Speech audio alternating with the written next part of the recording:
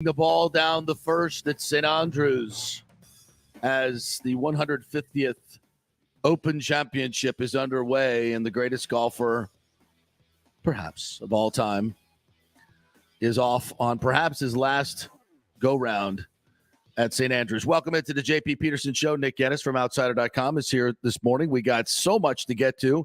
We'll keep you up to date on Tiger and his exploits. It's already been an incredible day at the Open as Cameron Young has shot 8 under par, and nobody's going to catch him as the wind starts blowing and the course firms up. Rory McIlroy is not in. He's still out there at 5 under par, but conditions are getting really, really tough, and we'll see how Tiger handles everything. Also, Shane McClanahan certainly put a performance out there that put an exclamation point on one of the greatest first halves in Major League Baseball history. That's and we'll tell you the numbers that back that up. That's about as succinct as it gets.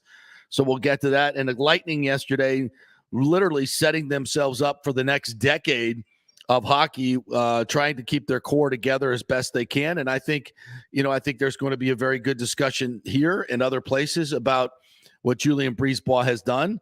It's either going to turn out to be a stroke of brilliance or madness.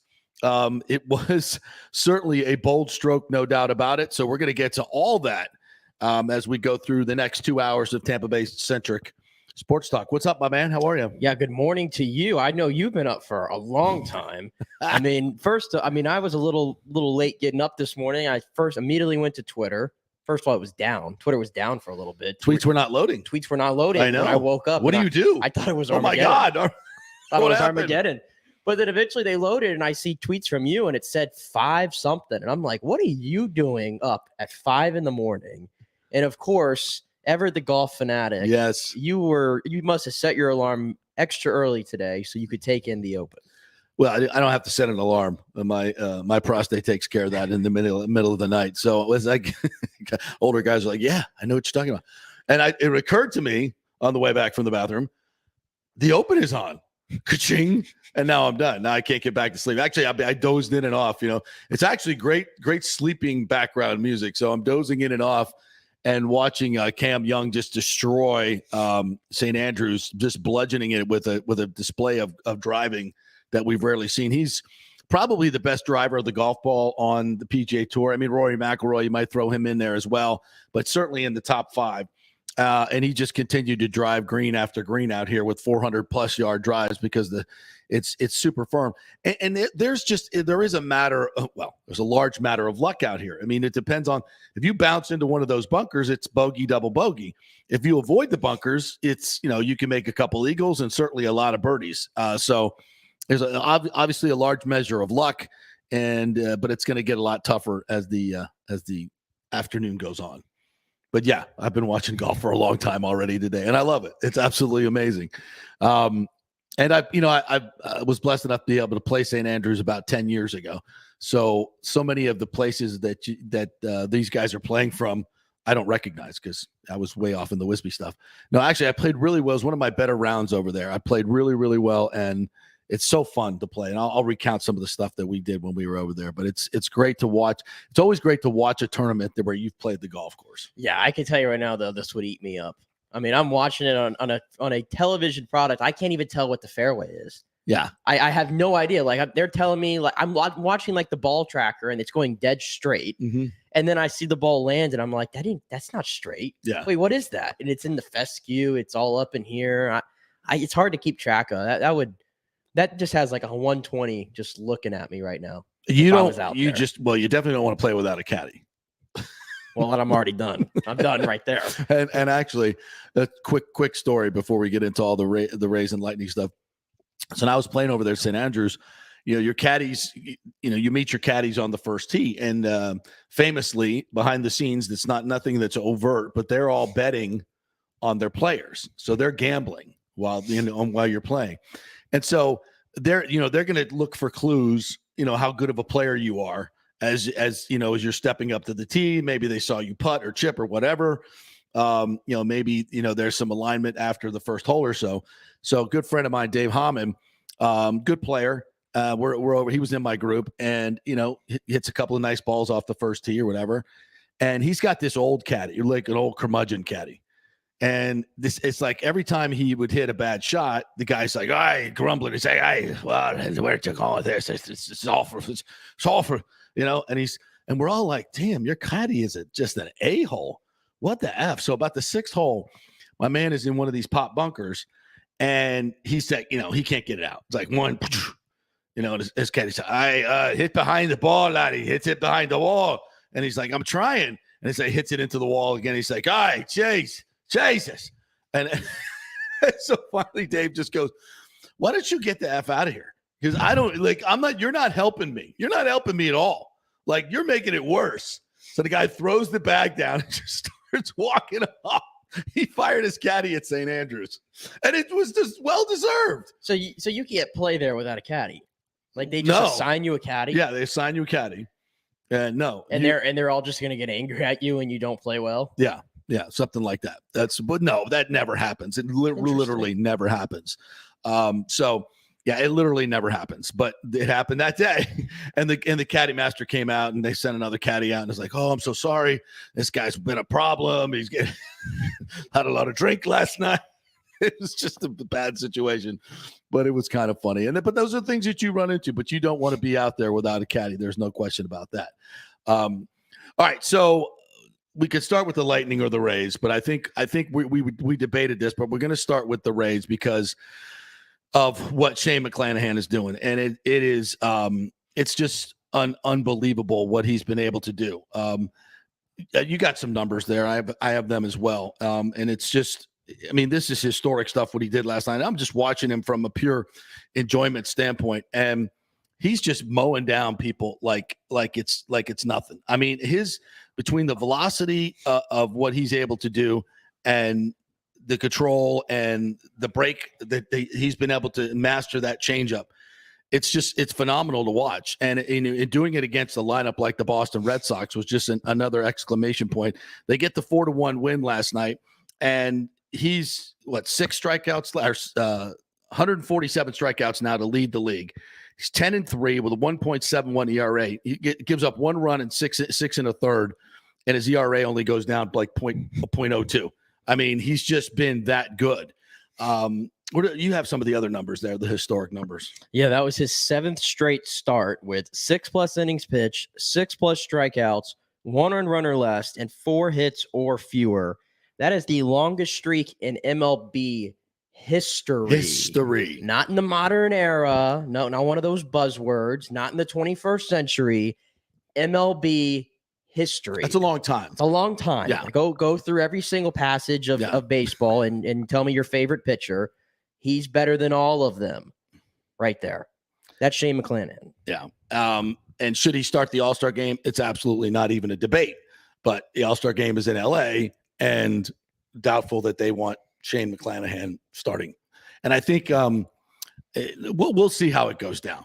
But and he also got the most votes by the players' ballot as well, the leading vote getter of the players' ballot. So if the powers that be decide that he's not the starter, there should be a lot of gnashing of teeth, no doubt about that. And the Rays continue to win. 3 straight wins now over the Red Sox. They win the series. They'll play again tonight. 48-40 now in second place in the American League East. Last night, G-Man Choi gets a big RBI. Harold Ramirez continues to swing a hot bat. Taylor Walls hit a bomb last night. And Josh Lowe, that 4th run that they scored was very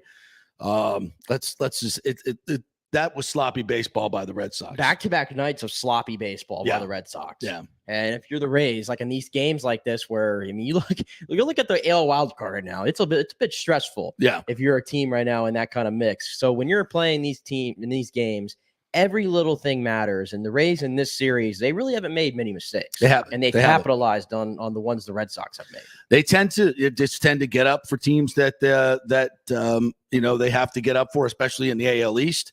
And while the Rays are playing some pretty good ball within their division, the Red Sox are not. And so that's going to kind of equal out a little bit, because we're going to see a lot more of the AL East as we go through the season, especially in Boston will too. As it's been kind of a light early schedule in the AL East, so things are going to get very familiar very, very soon. Yeah, and also too of note, Toronto fires Charlie Montoyo yesterday. Yeah, how about that? Little bit of a shock, like out of nowhere, just a random Wednesday news dump. Charlie Montoyo fired, but then you go look at it.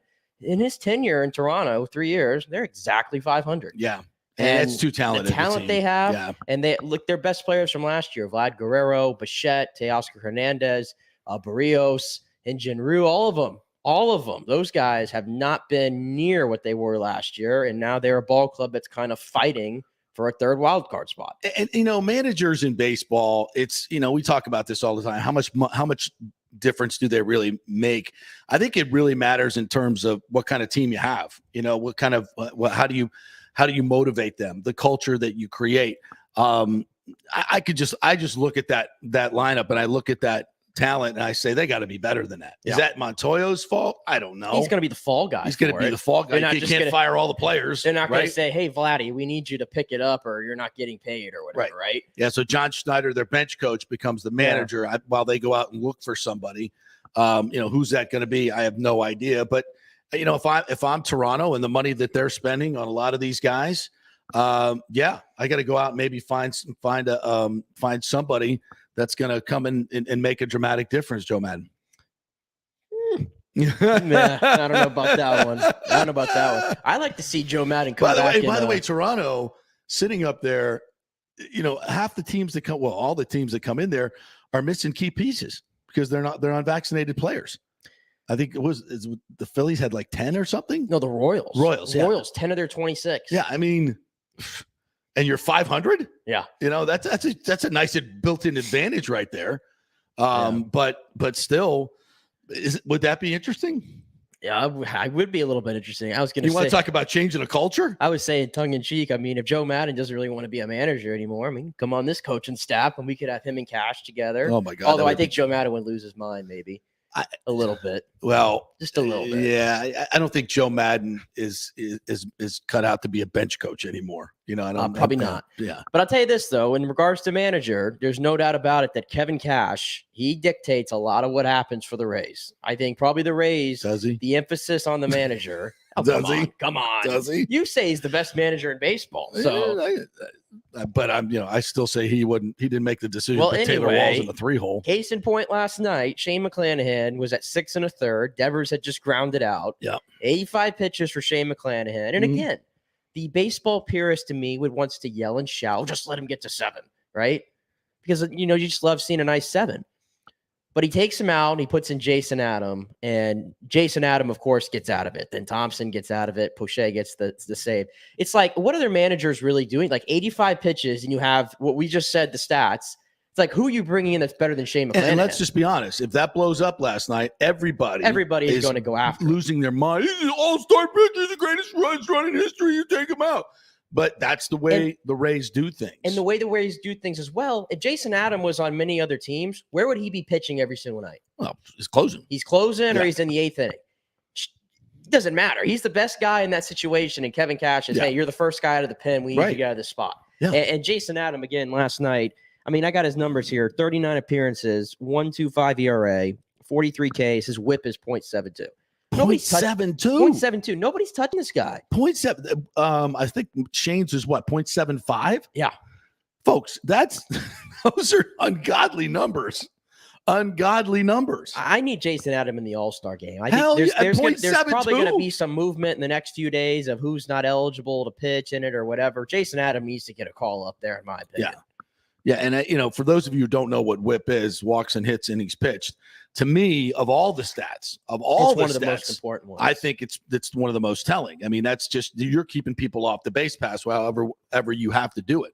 So those are phenomenal numbers. And when you and that's a game last night that the Red Sox desperately wanted to win, and you're throwing Shane McClanahan and then Jason Adam in that key situation. And as you mentioned, Poche did his job. Everybody did their job last night, and defense was good. They didn't have any defensive gaps.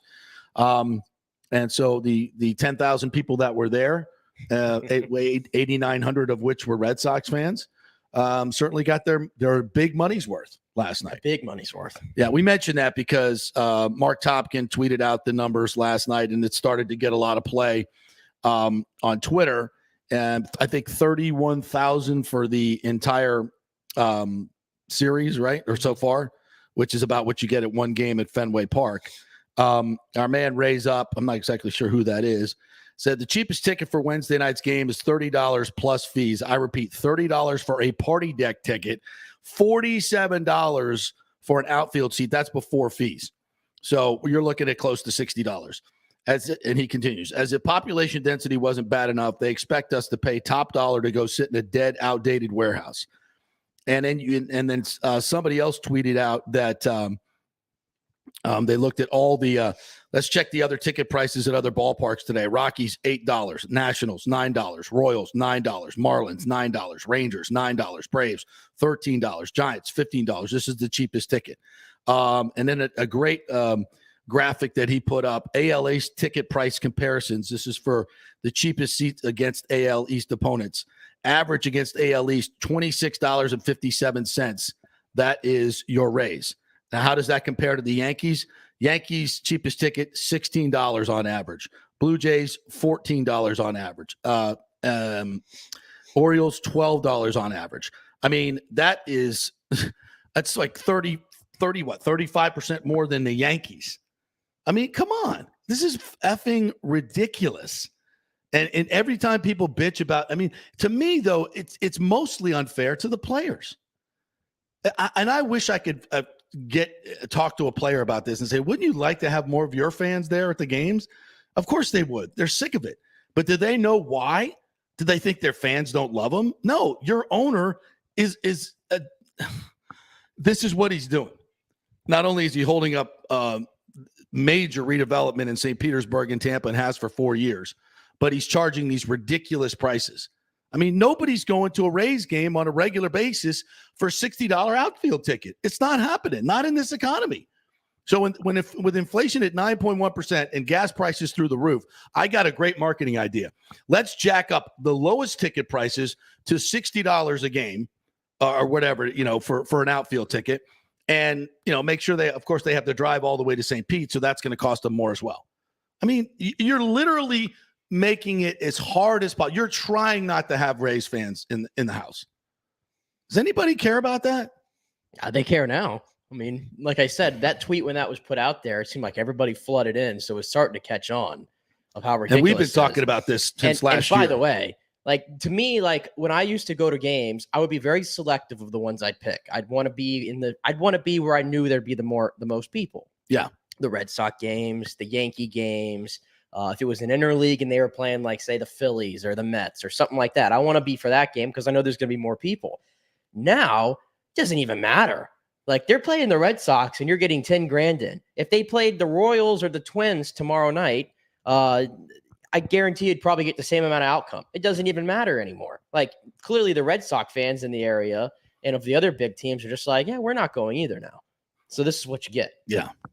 Some of the folks chiming in, Scott Tolliver, honestly, this is the sole reason I'm not going to one of the games this week. Should be $30 for outfield seats and maybe $40 for front row, but that's a stretch.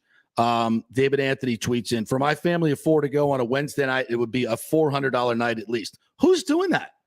Who's doing that? Baseball games are not meant to be football games. If you're taking your family to the Bucks Chiefs game and it's $400, okay, I get that. For a Wednesday night Red Sox regular season game, no. And this is why all these other teams have family packs. Somebody mentioned in there's a family pack for the Red Sox, 4 tickets, $88 for your family, $88 for your entire family. And everybody gets a hot dog and a Coke and a ticket for $88. And that's for the Red Sox. And you find those all over baseball because they want to get their fans into the park.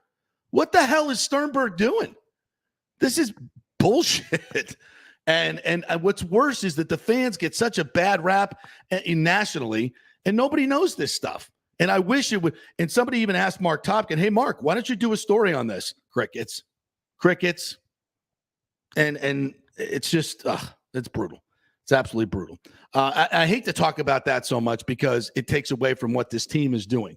With 16 people on the DL, 7 of their top 9 WAR guys from last year gone or injured. And they're still doing what they're doing. Most blown saves in the MLB, most outs on the base paths in the MLB, I believe they're still like one of the top team, or maybe the second top team that's in a playoff spot with the most errors. So they've played sloppy baseball. They've had their moments where we've almost given up on them a little bit, and they continue to fight through it. And the reason why is I feel like at least every fifth day, I can count on this man right here, Shane McClanahan, to give me a win at this point. I feel like can you pencil him in at this moment, barring anything crazy like last week against the Reds where they couldn't get a run at all. But at this point, you could pencil in a win for that. Well, I mean, he doesn't get a whole lot of run support. I don't know why that is. But yeah, you should be able to. In games that he starts, well, he's got 10 wins. So I think in games that he starts, we have 13 or 14 total wins. So he's a really, really freaking good. And Rasmussen goes tonight, who has been really, really good and getting better. A Kluber we talked about yesterday, he's been phenomenal. And I know the team doesn't want to talk about Glass now coming back, but that's a real possibility. They've got a host of arms that are still hurt and could be coming back. And I believe Coutinho's coming back soon. I believe that Neander confirmed today that Brandon Lau is going to be back for this series against Baltimore. So maybe we need him suddenly. Maybe he'll be in the lineup tomorrow as well. All right. We got Corey Long coming up at 10:30, covers the Bolts for NHL.com. So we'll get his take on all the moves. Also, Chris Lugo is going to join us from BAMMC.com, Bay Area Modern Medical Center. Been wanting to get him on a long time to talk about testosterone replacement therapy, which is something a lot of you guys need to be looking into. I've been doing it for 6-7 years now. It's a total game changer, and he'll explain to you why it's important. You may not think you need it, but he'll explain to you. He's also going to talk about a diet and nutrition, which I read an article yesterday that was really incredible about life expectancy. The United States among the developed countries is about 9 to 10 years behind in life expectancy. And so much of that is, and there's also studies that have been done of Europeans that move to America and how much weight they gain, and they eat the same foods. So, but there's something going on in our food supply as making people sick and heavy. So we'll talk a lot about that as well with Chris Lugo, and then TJ Reeves is going to join us at 11:15. So, and we'll get to Kevin Cash a little bit later on, because I want to just transfer a little bit here into the Lightning and what they did yesterday, because that was seismic. I mean, it was seismic. They handed out $160 million in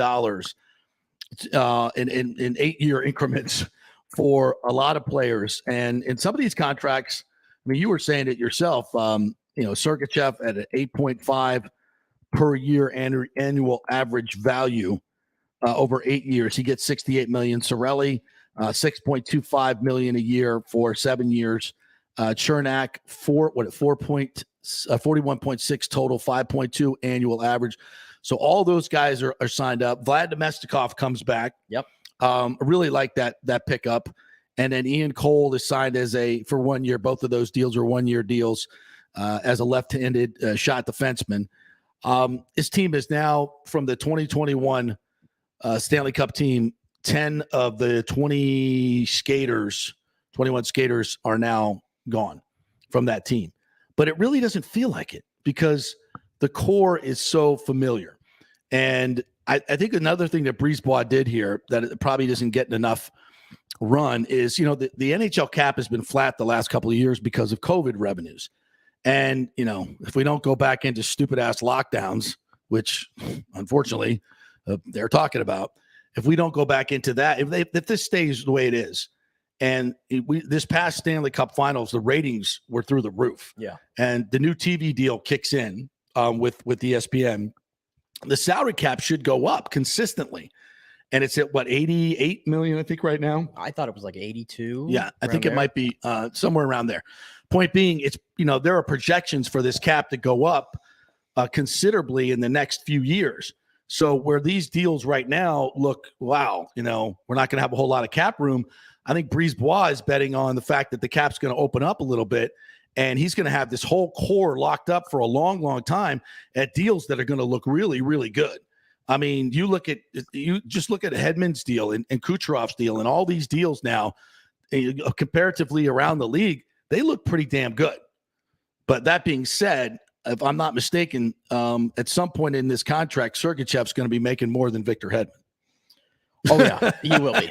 and it'll be like in the back half of it. I think the 5th to 8 year is whenever he starts actually making the 8.5 annually. Yeah. So, I mean, but here's the thing. That's not a thing on this team. It's not a thing on this team. These guys, you never, and in hockey in general, you rarely hear them belly aching about money or thinking about holding out or any of that. You never hear about that. It never happens in hockey.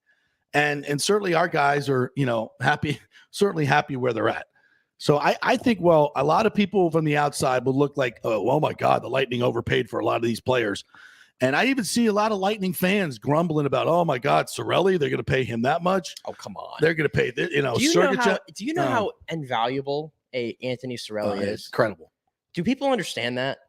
You know how hard it is to find a guy that can play in your top 6 that is that good defensively? When I say I shouldn't even, to me saying good, I'm underselling it. No. This guy should be winning Selke trophies. Yeah, every year. At least he should be a finalist every single year. Do you know how hard it is to find somebody like that? And sure, his offense could probably get a little bit better. Well, I think there's a lot of recency negativity here. He played the entire playoffs with a dislocated AC joint. Yeah, and by the way, did you see what his line did to the top lines? Yeah. The first 3 rounds in the playoffs? Obliterated him. What happened? Did you hear much about Artemi Panarin in the 3rd round? No. Did you hear much about Barkov in the 2nd round? No, erased. Yeah. By Tony Cirelli. Mm-hmm. Yeah. I mean, I thought his deal, steal. I thought the deal for Chernak, honestly, a steal. And a lot of people are going to say, well, why'd you have to go 8 years? I mean, they're 25 years old. Yeah. Listen, go around the league. Do you see guys that are getting 7 and 8 year deals now? And I'm telling you, they're like 30 years old and they're getting 8 year deals now. As the cap goes up, those deals are going to look really good because you got them locked up for a long time. Yeah. Yeah. Like I said, great example yesterday. I'll just throw one out there because at the top of my head, the Rangers gave Vincent Trocheck, who's 30 years old, a 7-year deal. Yeah. Nice player. Good player. But he's 30 years old. Yeah. In 3 years, that contract's going to suck. Yeah. The Lightning in 3 years with Cirelli, he's going to be just entering his prime. Yeah. Yeah. Do you have the Brisebois quote from yesterday? A little bit of Julien Brisebois. I can't say enough about what he has done with this team and what he added to the Cups. And Stevie Yzerman deserves great credit for these 2 cups. There's no question about it. And the run we've been on, he is the architect of the whole thing. No question about it. But, much like Gruden put the Bucks over the top in that year to win the Super Bowl, Brisebois has taken the Lightning and put them over to the top to win the cups. And if you could pick out the one where he's talking about the length of these contracts, I think it's really, really instructive. Yeah, I believe this is the one here. Actually, all 3 got done rather quickly. There was a strong willingness on both parts to get something done, and there's value in it for the organization, for me, to know what I had to work with going forward. So I had asked all of their agents to try to get something done before noon today, and we're able to get a good idea of what that would be before noon today. So I knew what I had to work with going forward. Everyone worked with us when we needed to get bridge deals to keep the cap number a little lower so we could keep as many good players as possible and give ourselves the best chance of winning a championship. All those players cooperated. They all bought into what we were trying to do. And I felt like not only do I want them staying long-term with us, and I want to know that I have them and know how much they're going to cost so that I know what I have to work with, but also out of respect and appreciation for them working with us in the past, I wanted to go to them early and get it done. It was the same thing with Braden Point last summer. It was the same thing with Andre Vasilevsky the summer before that. I'll tell you what, the Lightning have a great template to work with. You get the guys to buy in. You get them, and those bridge deals were key in winning those 2 cups. And so now you want to go and reward them. And that's what creates such an unbelievable atmosphere in this organization, that the organization has your back. You give to us, we'll give to you, win-win. And that's why they're the best organization in hockey right now. And the players respect that. I mean, I heard Sergachev yesterday said that he was like astonished at how easy the negotiation was. Yeah. It was like, we sit down, it's over in like a few minutes, whatever. Yeah. And it's done. And I have my deal. And that stuff travels among players. Yes, and it does. That's why Yes, Tampa it Bay does. is a destination now.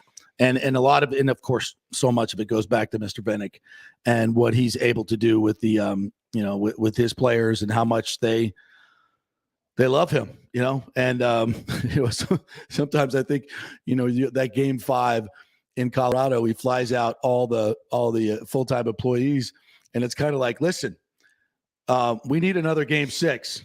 That'd be nice for the owner, what he's doing for us. So if you guys can win this game, we can get another big ass gate for game 6 for the owner. So that's a big deal. That's another, I don't know, $7-8 million. And it's like, we'll win that for you. We'll win that for you. How'd you like to watch a game as an owner going, we win tonight? That's another $8 million. Of course, NHL gets a lot of that ticket revenue. It's not like right into his pocket, but for everybody, it's more money. And good to know. So as we sit here today, I look at our 3 major teams as the Bucks get set to come back to work next week. The Lightning, the future is solid for the next 8 years, so to speak. And the Rays are, they're overachieving on the field. And boy, if we could just get some ownership there. Oh, man, what we could do. Well, on the ice, on the field, on the diamond, whatever you want to call it, they're all healthy. Very, very healthy. And what a blessing that is. All right, we'll take a quick break. When we come back, Corey Long's going to join us. Of course, covers the Bolts for NHL.com. Also writes for Walter Football. So we'll get a little college football talk in as well. Stay with us. Quick break.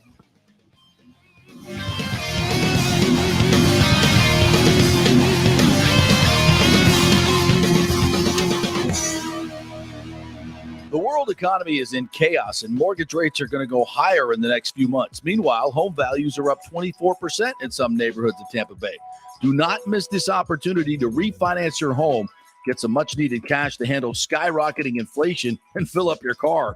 Contact Scott Fitzgerald at American Mortgage Services. Even if you've recently refinanced, Scott can make the deal work because he charges no lender fees like the big boys do.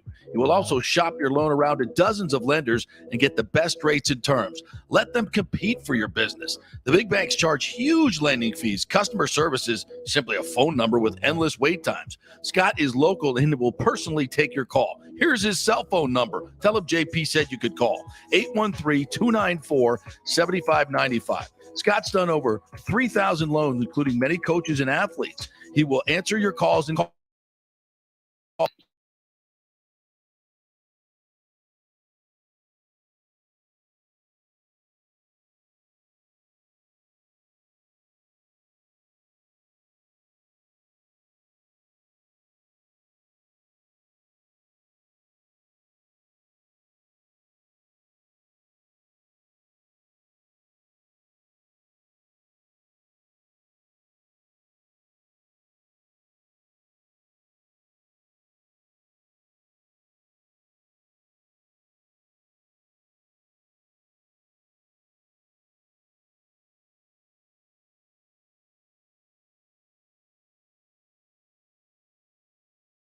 Just outside of DeLand, we offer a full range of inpatient and outpatient programs dealing with substance abuse, post-traumatic stress, and military sexual trauma. We choose to serve veterans because we know how complex these issues are.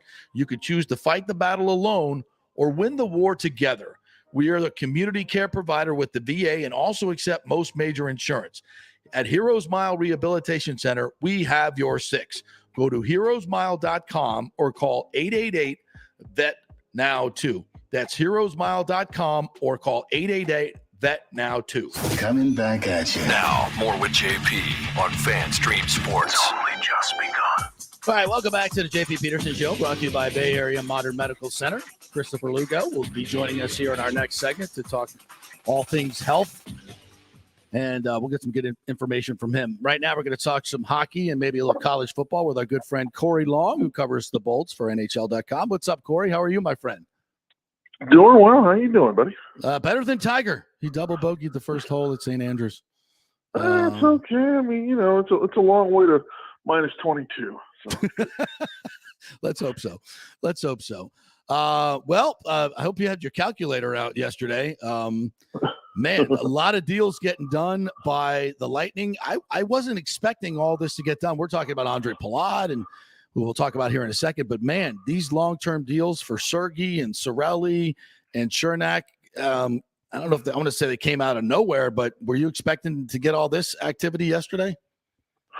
I mean, you knew this was coming. I mean, Julian Breezebois made it clear when he talked after the McDonough trade that the McDonough trade was made specifically to make sure that those three guys got signed. So, I mean, obviously, with that happening, he had something in mind. He had a number in mind.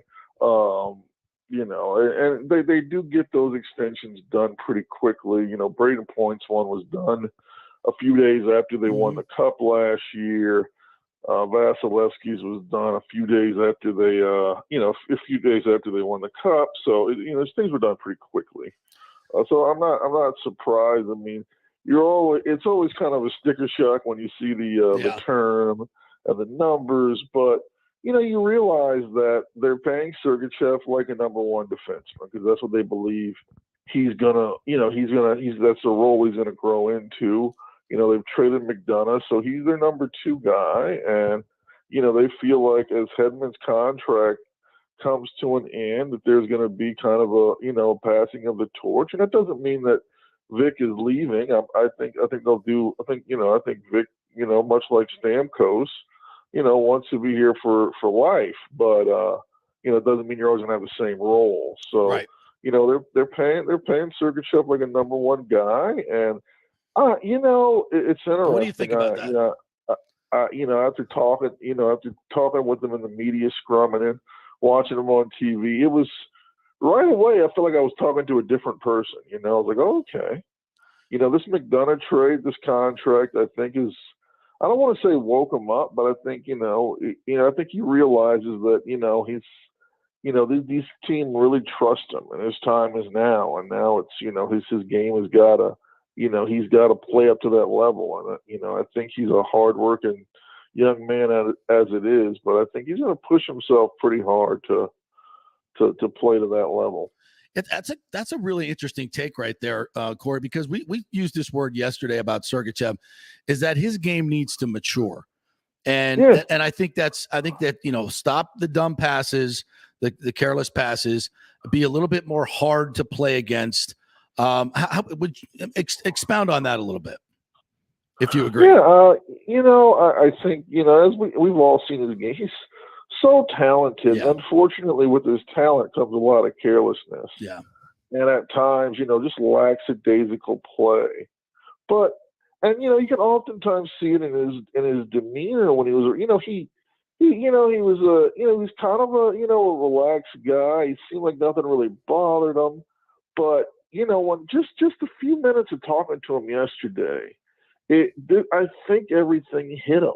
I think a lot of things hit him in that moment. And I don't know if it was maybe a conversation that him and Breezebois had, or maybe a conversation him and Cooper had, or just his agent, saying that, we believe in you this much.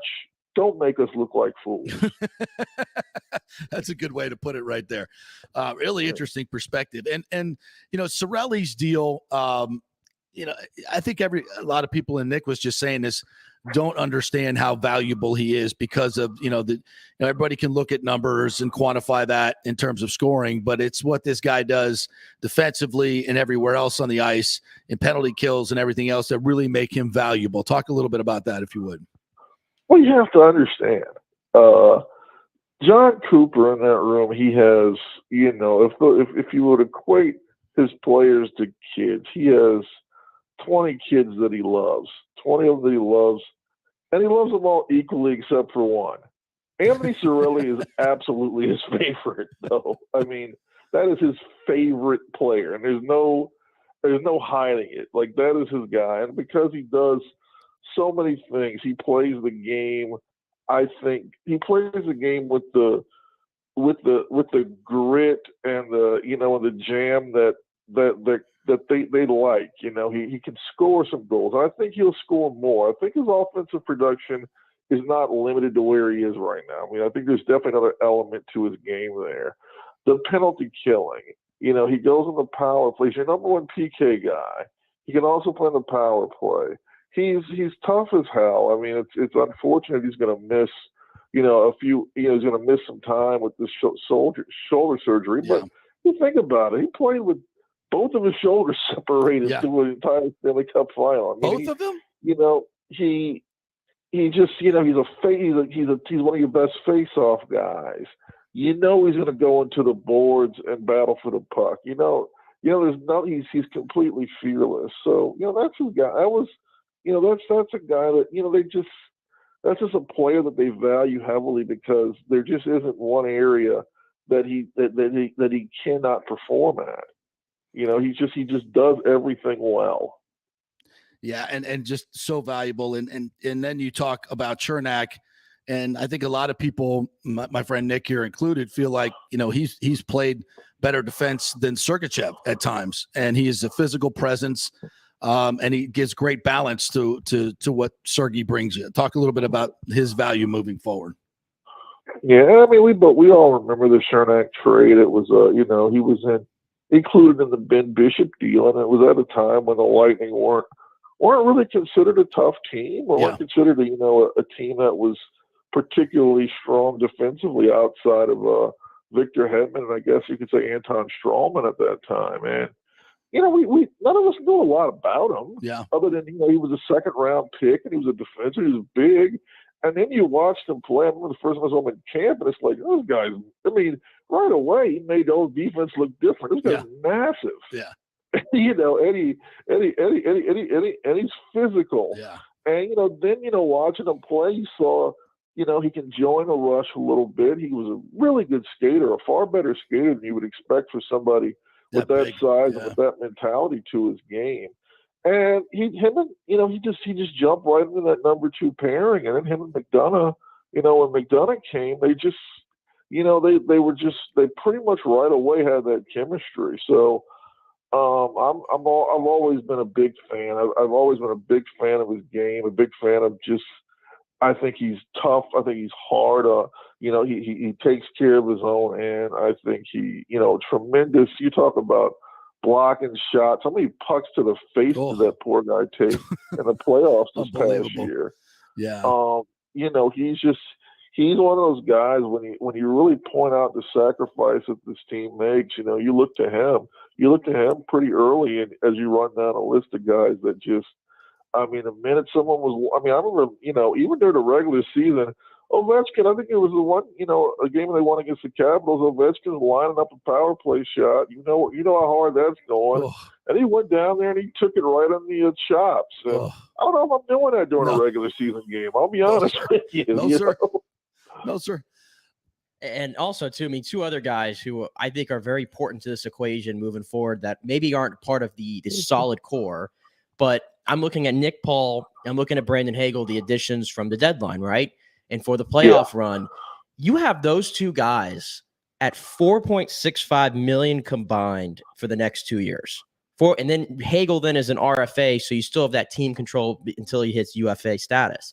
Like, could you almost look at that kind of as I don't know if trade is the right word, but like you're losing Palat, obviously, but you get these guys who are both younger and cheaper than Palat, and you get them now for the foreseeable future. Yeah, younger and cheaper. You've got, Paul long term at a very good dollar rate. We all saw what he did and how much he loved playing here and how much he fit in. And again, Brandon Hagel is another one that I think there's definitely a better element to his game offensively, but I respect the fact that, he came in here, he took on a role, he had to take on a certain role because of injuries and different things that, forced him to play, a pretty hard two-way game, and he did it. These guys were going through the playoffs for the first time, and they were out there, and they were asked to do a lot, especially once Braden Point went down, and they were up for the challenge. So, it's an exciting time. And, once again, you look, Sergachev called Brisebois a wizard, and you look at him in that GM room, he makes a lot of moves that, even with the small amount of financial resources they have, he can do some very exciting things with them. Even the signing of Ian Cole yesterday, 1-year signing, very good. Very good on a good third pairing on the left side. A lot of experience. Probably goes to the penalty box a little bit too much, but he's gonna lay guys out. They've seen plenty of them over the years with him being in the Hurricanes and being in other places. So, they're very familiar with his game. And, the one thing is he says he's going to put out a team that he believes can compete for a cup, and he's going to do that. And the other thing I'll point out too, Vlad Domestikov coming back and, kind Oh, of. the prodigal son returns. Yeah, yes. he returns. And I'm sure Nikita Kucherov's very, very excited about that. And I kind of remember before he became part of that trade with McDonough and JT Miller coming back here, he had 20 goals and he had over 40. He was approaching 50 points in like 62 games, I think. And if I'm not mistaken, he was playing on that top line, was he not? I mean, would it kind of surprise you if he kind of went back up there and maybe he's the guy that plays that Palat role next to Kucherov? Yeah, I'm curious to see exactly where they're going to have Vladdy slotted. I think he could absolutely go up there and kind of be that that power forward. Their games are quite similar in a lot of ways. I'd also looked up there and thought, well, who else could go up there? I thought Brandon Hagel was a possibility too. So, it's definitely interesting, but it gives them options. It gives them depth. I think when we looked, especially the playoffs last year, the one thing they didn't have was any depth. They had no options. Once a couple guys got hurt, it was like, well, these are the 20 we're rolling with. Period. This is what we got. We don't have anybody else we don't have anybody else on the bench that we could turn to. So it was it was a really good move, and it was good for them to have an opportunity to bring them back and see the money that they had, and also late signing. I think they signed Hayden Fleury late in the night to give them some defensive depth. I think he did a good job at just addressing the team's depth for the season. This year they probably they skated a little thin with depth this year, so I think he wanted to strengthen that a tad bit. Corey Long joining us here covering the Lightning for NHL.com. So as you look at it all in, all the possibilities that could have been, losing Palat, nobody wanted that to happen. But I look at this team right now, and I mean, it's tough to make any predictions, but just with this core and everything else, you just got to slot them in as, top 4 team in the league. I think Vegas probably has them up there. And the other part about it is when you look around the league, like Johnny Gaudreau goes to Columbus, that doesn't make any contender better. And I didn't see any other team get markedly better where I go, oh, look at that squad now. I think it's a lot of status quo because nobody had a lot of money to spend. Everybody's pretty much up against cap. The good teams are anyway. I mean, Colorado loses Kadri. So, I mean, I look around, I'm like, okay, we're as good as anybody in this league. What do you think? Yeah, I mean, you start looking around. I actually thought Detroit really took major steps with their build yesterday. Yeah, I think and that's going to happen. We know what Steve Yzerman's capable of, and he had the money, and I thought he spent it, well. Like you said, I mean, Columbus gets Johnny Gaudreau. That doesn't, you're thinking. I mean, I heard Devils, which doesn't really move the needle. I'd heard Islanders a lot, which that's kind of interesting. But he ends up where we all knew he'd be at, which is in Columbus, Ohio. Yeah. So good. And beyond that, I thought Toronto got worse in goal. Yep. Like they're not. I don't think they're as good in goal as they were the day before. Even though I wasn't a huge Jack Campbell guy. There's the teams that I think. I mean, there's no doubt that the Lightning are still, going to be a force to be reckoned with. They're still in the top 5 in this league. They're still a team that, even with the injuries to Cirelli and Bogosian, they're going to be out for a couple months to start this season. You still expect this team to make the playoffs. They've still got Andre Vasilevsky. You figure they've still got, you got to think Point, had injuries last year. Kucherov had injuries last year. If they play a full 82 or close to it, they're going to be where you expect them to be at in terms of offensive production. Steven Stamkos had the best offensive season of his career last year. He was as good as anybody in the final month of the regular season in terms of scoring goals and just piling out points. So these guys know what to do. More importantly, it's going to be different. Obviously McDonough was a massive part of this team, and and all of our. And I mean, I can speak for all of us. Say he's a guy. He's a class act. He's a guy that You enjoyed every day. A stand-up guy, a tremendous hockey player, a tremendous leader on that team. You really, you don't really replace guys like that. Right. It's just, it's unfortunate the way it happened, but I think we all wish him luck in Nashville. I'm happy Nashville's in the other conference. So I can root for Nashville every game, pretty much every time, twice this year, I'm definitely rooting for him. Absolutely. My daughter lives there and going to Belmont. So we'll go to games and we'll root for him. No question. Hey, Corey, great stuff as always, my friend. Appreciate it. We'll do some college football next week as we get closer to the camp. Hey, you feel it, right? Yeah, it's baby. So close, man. Right. So close. Thanks, Corey. Appreciate it. Great stuff. All right, buddy. It's Corey Long right there. You can follow him at Corey Long, CoreyLong on Twitter.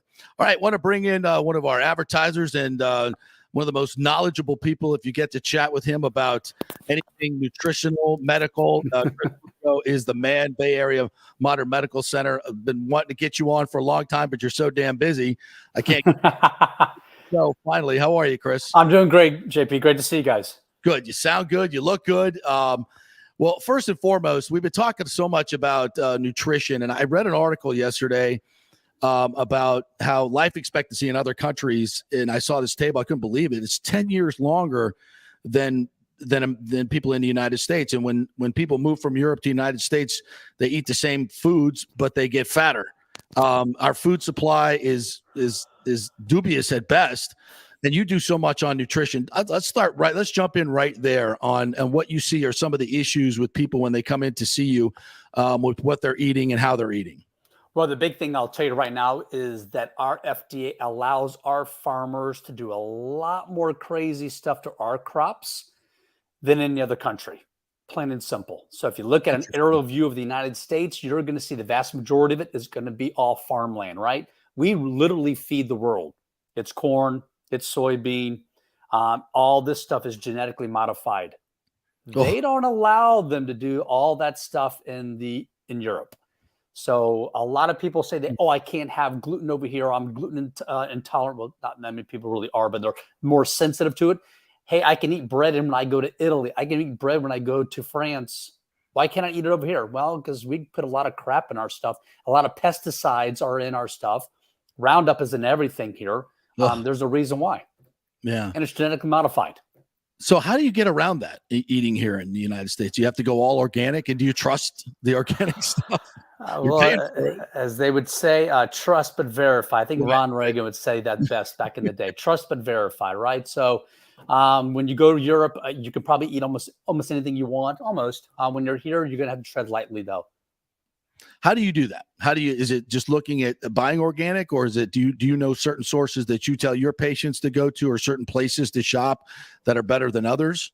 Buy organic if you can, but read the labels. So a lot of people are now going to this, hey, this is grass-fed cattle, but is it grass-fed and grass-finished cattle? That's a new thing that's out there right now. Mm-hmm. So you can go get that grass-fed piece of beef, but they bring that in-house probably about a couple months before that cow is taken to slaughter, and they will pump it full of a whole bunch of stuff to plump it up and get it bigger so they can get a little more money on the market. So grass-fed, grass-finished.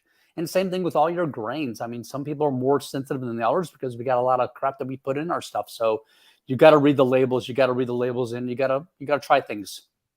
So when people come to you about their diets, and I know you do everything personalized for them, take us kind of through that process. So my big thing is, I like to explain to a lot of people is, look, my undergraduate degree is nutritional science. So that degree above my head, above over here, is nutritional science from University of Florida. I learned the pyramid. It's not about the pyramid. Yeah. Okay, not at all. It's 100% not about the pyramid. So I like a lot of different diets, but I love intermittent fasting. But it all comes down to what your goal is. Look, if you want to put on 20 pounds of muscle, then I don't want you intermittent fasting. I want you eating, and I want you eating clean and eating a lot and make sure they're good, clean calories. If your goal is to maintain, I sit around $160, $165. The Army still makes me run, which I love to hate. So I don't want to get big and bulky. I need to stay lean to keep my runs down. So it all depends on goals, on what to eat and what not to eat. But I don't care if it's whole 30. I don't care if it's keto, vegan, carnivore, nose to tail carnivore. It's all real food. Just got to eat differently. Don't eat a whole bunch of processed stuff. Yeah, that's a huge key. Chris Lugo joining us here. Take me through for instance, I feel like I want to lean out, and I'm gonna make you help me with this. I'm approaching 59 years old now. I'm still 6'1", 225, but I want to lean out because I think that as I get older, I'm gonna have a whole lot of health issues with knees and joints and everything else. So for someone like me, how would you take me through that process? So I would love for you to intermittent fast. And how I explain this to people when I tell my Muslim patients, hey, I want you to intermittent fast, they look at me like I'm on crack. They look like, really? We do it all the time for Ramadan. Like, it's not a big deal. When I tell my Right. Christians to fast, Yeah. they look at me like you're trying to starve me. But your genes are 10,000 years old. You're not built to eat multiple meals a day, 24/7, 365. You're not. So when I say, hey, I want you to go 16 hours of no food, I want you drinking water. Yeah. I'm drinking some core water today. They're like, oh, you're trying to starve me to death. I'm like, no, your genes are built not to eat. Well, I get hypoglycemia. Like, really? Show me your blood glucose. I want to see it. I'm like, well, I don't have to. I'm like, I just feel funny. I'm like, get rid of the carbs out of your diet. Get rid of the cereals. Get rid of the pastas. Get rid of the breads. Look, I'm Cuban Italian, for God's sake. I love Cuban bread. I know. Right? And I eat palomino steak and black beans and rice when it's my birthday, but it's not something I'm eating every single day. So for you, I'd say, hey, look, hey, JP, let's talk about intermittent fast. So we're going to sit down and talk. We'll talk about it.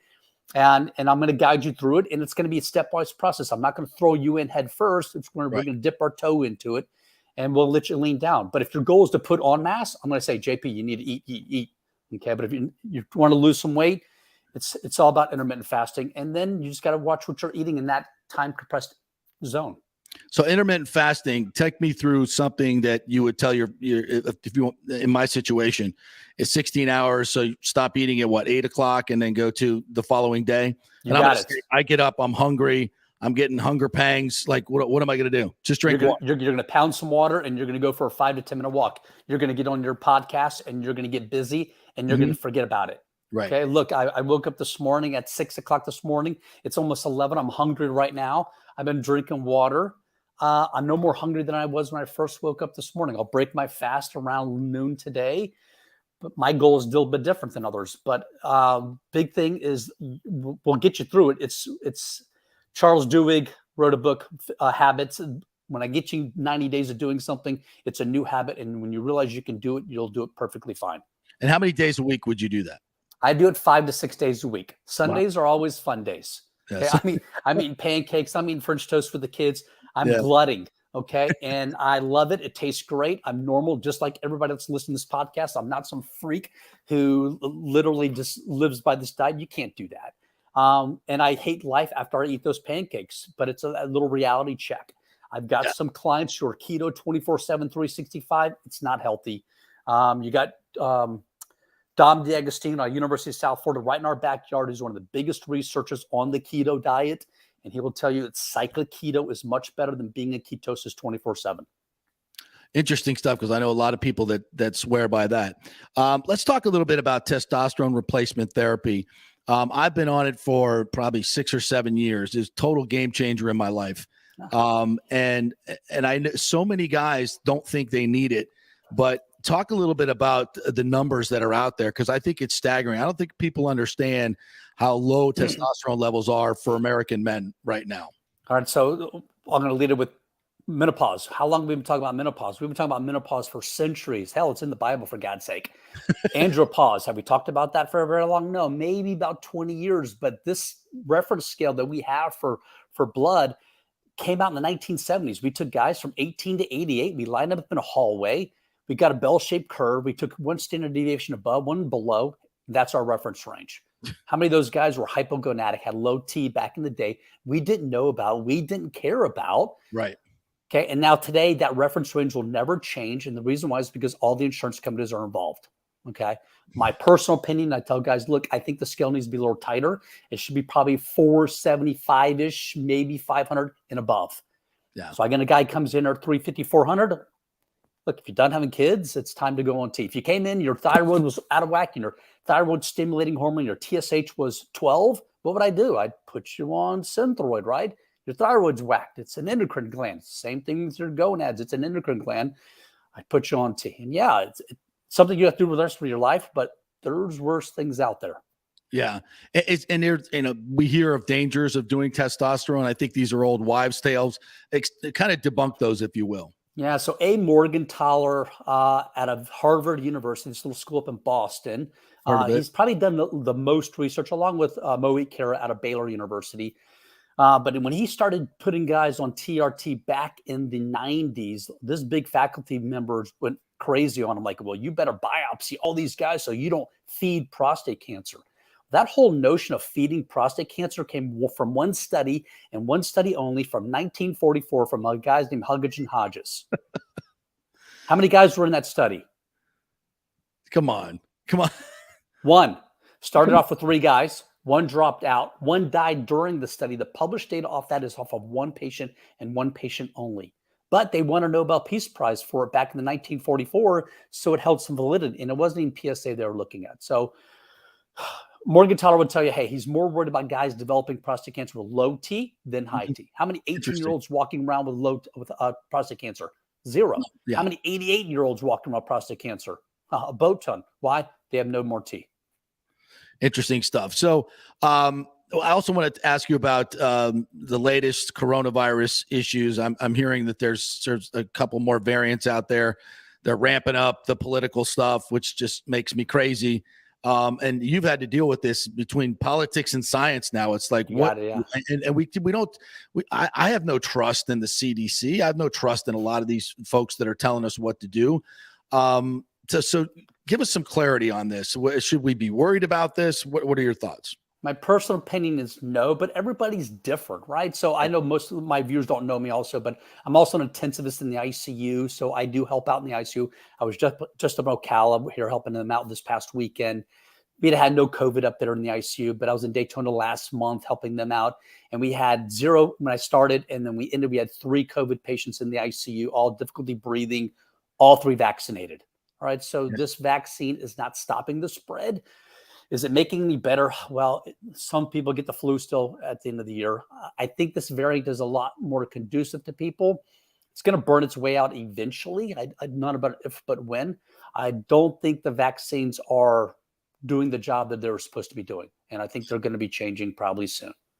I'm in the military still, so we still like our vaccines. I'm getting ready to lose a whole bunch of soldiers in my unit, which really pisses me off. Because these guys would jump on a grenade for me, and they're going to get kicked out because they're not going to take this vaccine. Yeah, I saw a guy the other day, 19 years in the Air Force, wants a religious exemption. They won't give it to him. He's less than a year away from his pension, and they're going to kick him out. You got it. He loses that pension. Gone. Vaya con Dios. I mean, no words to express how horrible that is, how we treat our soldiers that way. But yeah.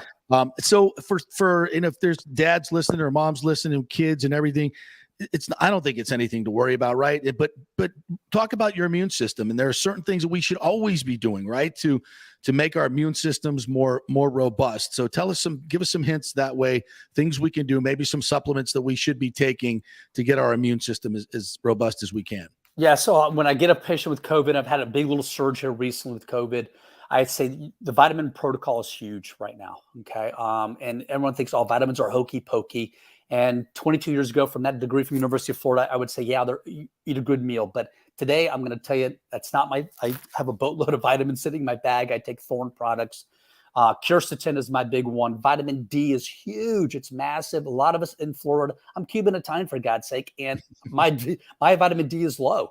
So I take a vitamin D supplement. You should be taking 5,000 to 10,000 international units a day.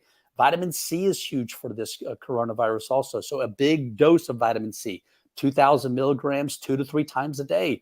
Some people don't tolerate that, so you got to pay attention to your gut. And then zinc. These all have been proven in all multiple studies that have been published to help with viral infections. And I put every single patient on those. I take it myself. I mean, come on. Yeah. I practice what I preach. Yeah, I'm doing that as well. And if they do get COVID, what's your protocol?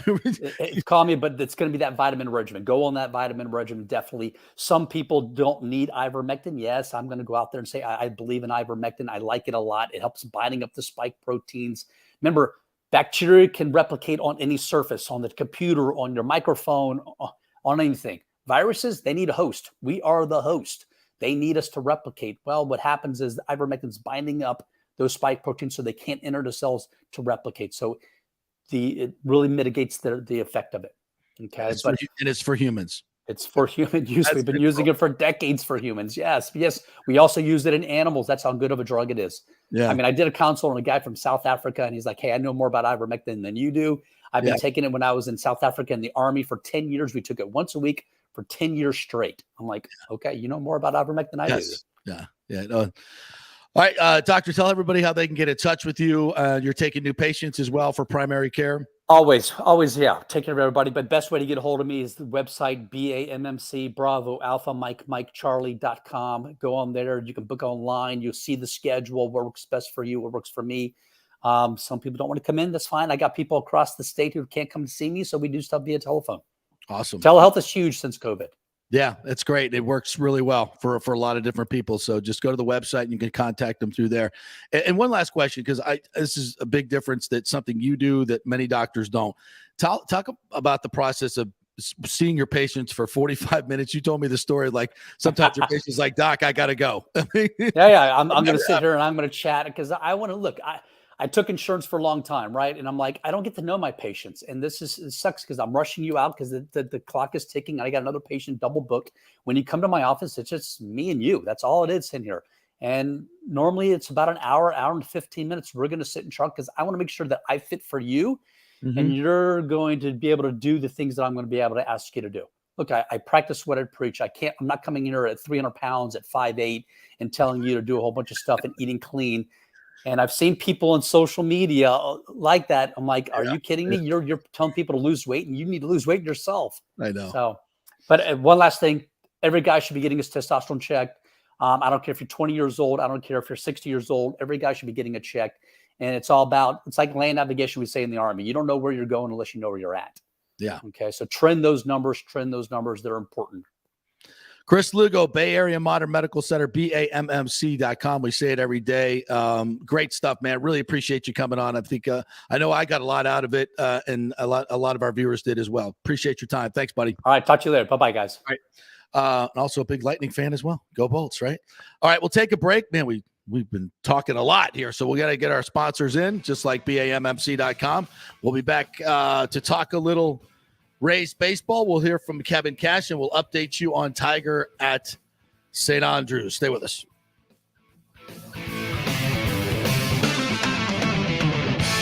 Cryptocurrency is all the rage today. The market cap for the industry is now over $1 trillion. And you read about people making millions of dollars, right? You want to get in, but have no idea what to do? Or maybe you dabbled a bit and you want to unlock the real money-making opportunities and don't know how to do it. There are over 10,000 tokens and thousands of decentralized finance exchanges to navigate. So what do? You go to DeFiLava.com. The folks at DeFiLava.com are in Tampa Bay, and they work with you directly to set up custom accounts, answer all your questions, and provide market analysis. Decentralized finance and cryptocurrencies are here to stay and will change the financial markets as we know them. Get in the game. Get with the experts at DeFiLava.com and tell them JP sent you, and get their free 2022 crypto market forecast today at DeFiLava.com.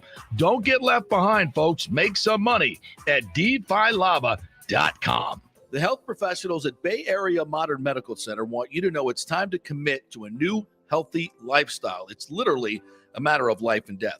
42% of Americans are considered obese, and being obese made you 3 times more likely to be hospitalized by COVID. So getting in shape is not just about looking better, it's about living much longer.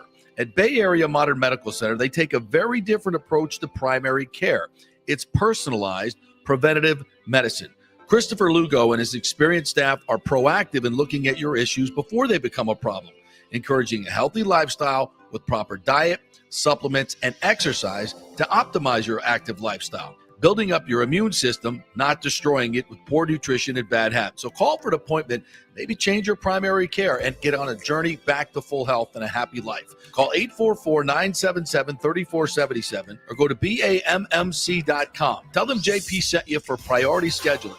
844-977-3477 or go to BAMMC.com. Italiano Insurance has been serving and working in our community for over 60 years, and it's not just about insuring all the pieces of your life. Italiano is as much a part of Tampa Bay as the Cuban sandwich, Gasparilla, and our Bucks, Lightning, and Rays. They're also active supporters of great charities like the Humane Society, Metropolitan Ministries, and local pediatric cancer centers. Hey, we all need insurance, so do business with a local company with a commitment to our community. Don't call some 1-800 number. Call Italiano and be greeted by one of your neighbors. That's 813-877-7799 or ItalianoInsurance.com. Named the Small Business of the Year by the Tampa Chamber. 813-877-7799. Let's go. Right now, back to the show with JP on FanStream Sports. All right, welcome back. I hope you guys found that as interesting as I did. And, if you've and I think you heard him say that he doesn't take insurance. The costs are very reasonable to go in for the office visit. So if you have insurance, you can use your insurance for blood work and any other things you need. This is just the office visit. You're going to, you're obviously he's going to prescribe some things for you possibly, and your insurance will cover all that. So it's more than anything else. It's just getting the expertise and the information and a doctor that's going to spend a lot of time with you. We also want to thank the Golden Diamond Source. Great time to go shopping over there here in the summer. Get inside, do some inside shopping, right? Because it's so freaking hot. But if you're looking to get engaged, don't forget 0% financing for 5 years. So you can get a great big ring for 20, 30, 40, 50 bucks, whatever you can spend, anything that's in your budget. They'll find something for you. You can design it yourself. They also got a great selection of watches. If you're into collecting Rolexes, which a lot of guys are into now, wish I could. They've got a great selection there, and they can get just about anything you want. If you need your jewelry repaired, they've got a great you can take anything in there and they'll get it done quickly for you. People there on site, they might even do it right there for you.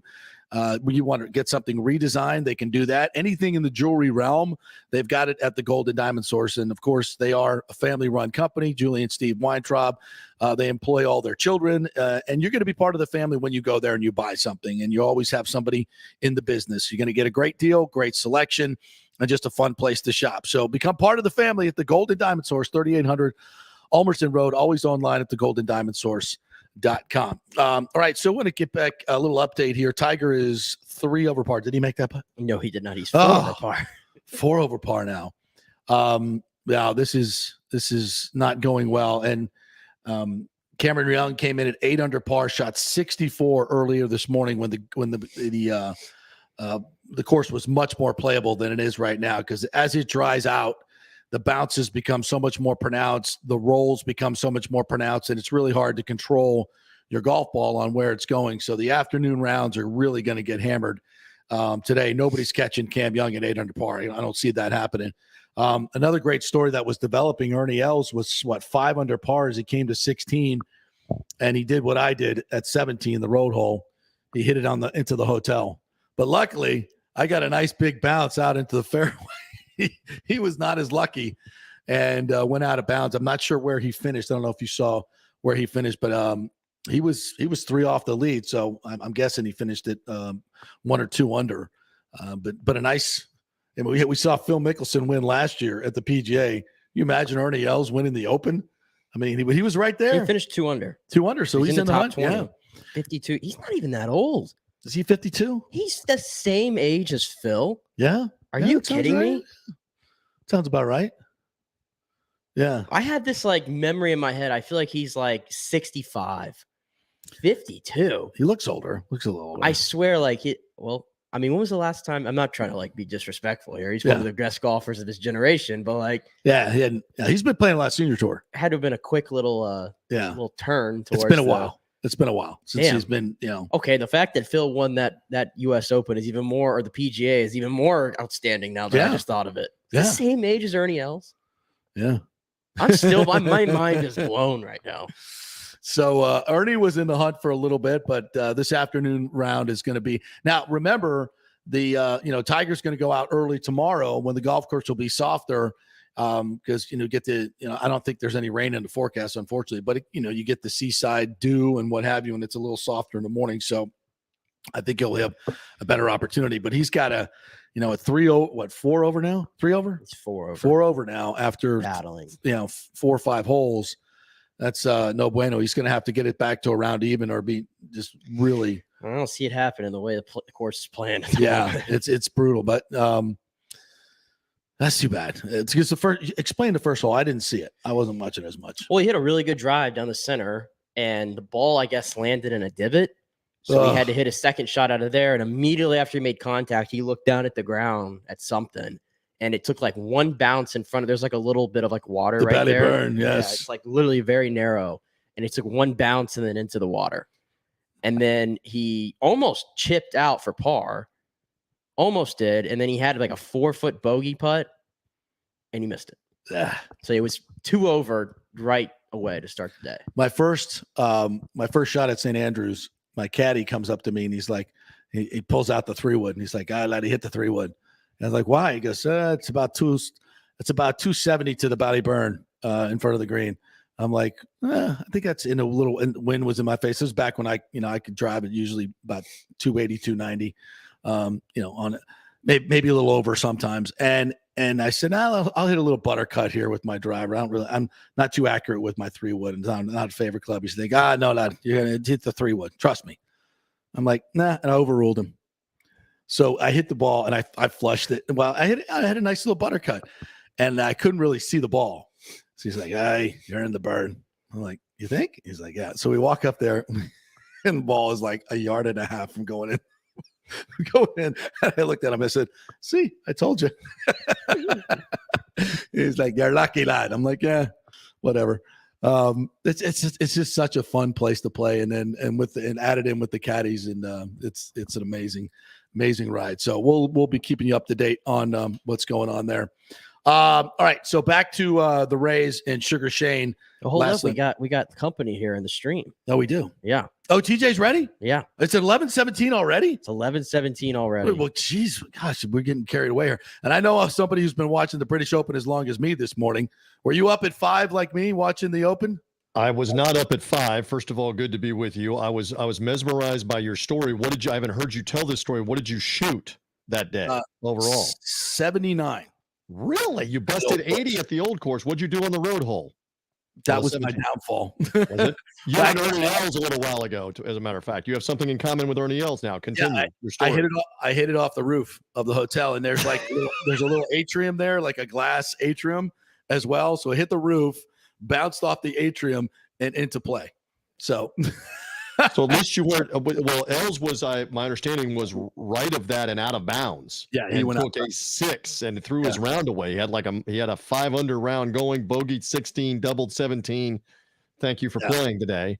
At what is he, 52 or 53? He's right around 52? My age. I'm hesitating to say here. And we'll see. But that's phenomenal. Did the conditions change as your round went on? Where like the sun was out and then all of a sudden 15 degrees colder, cloudy, raining, that stuff?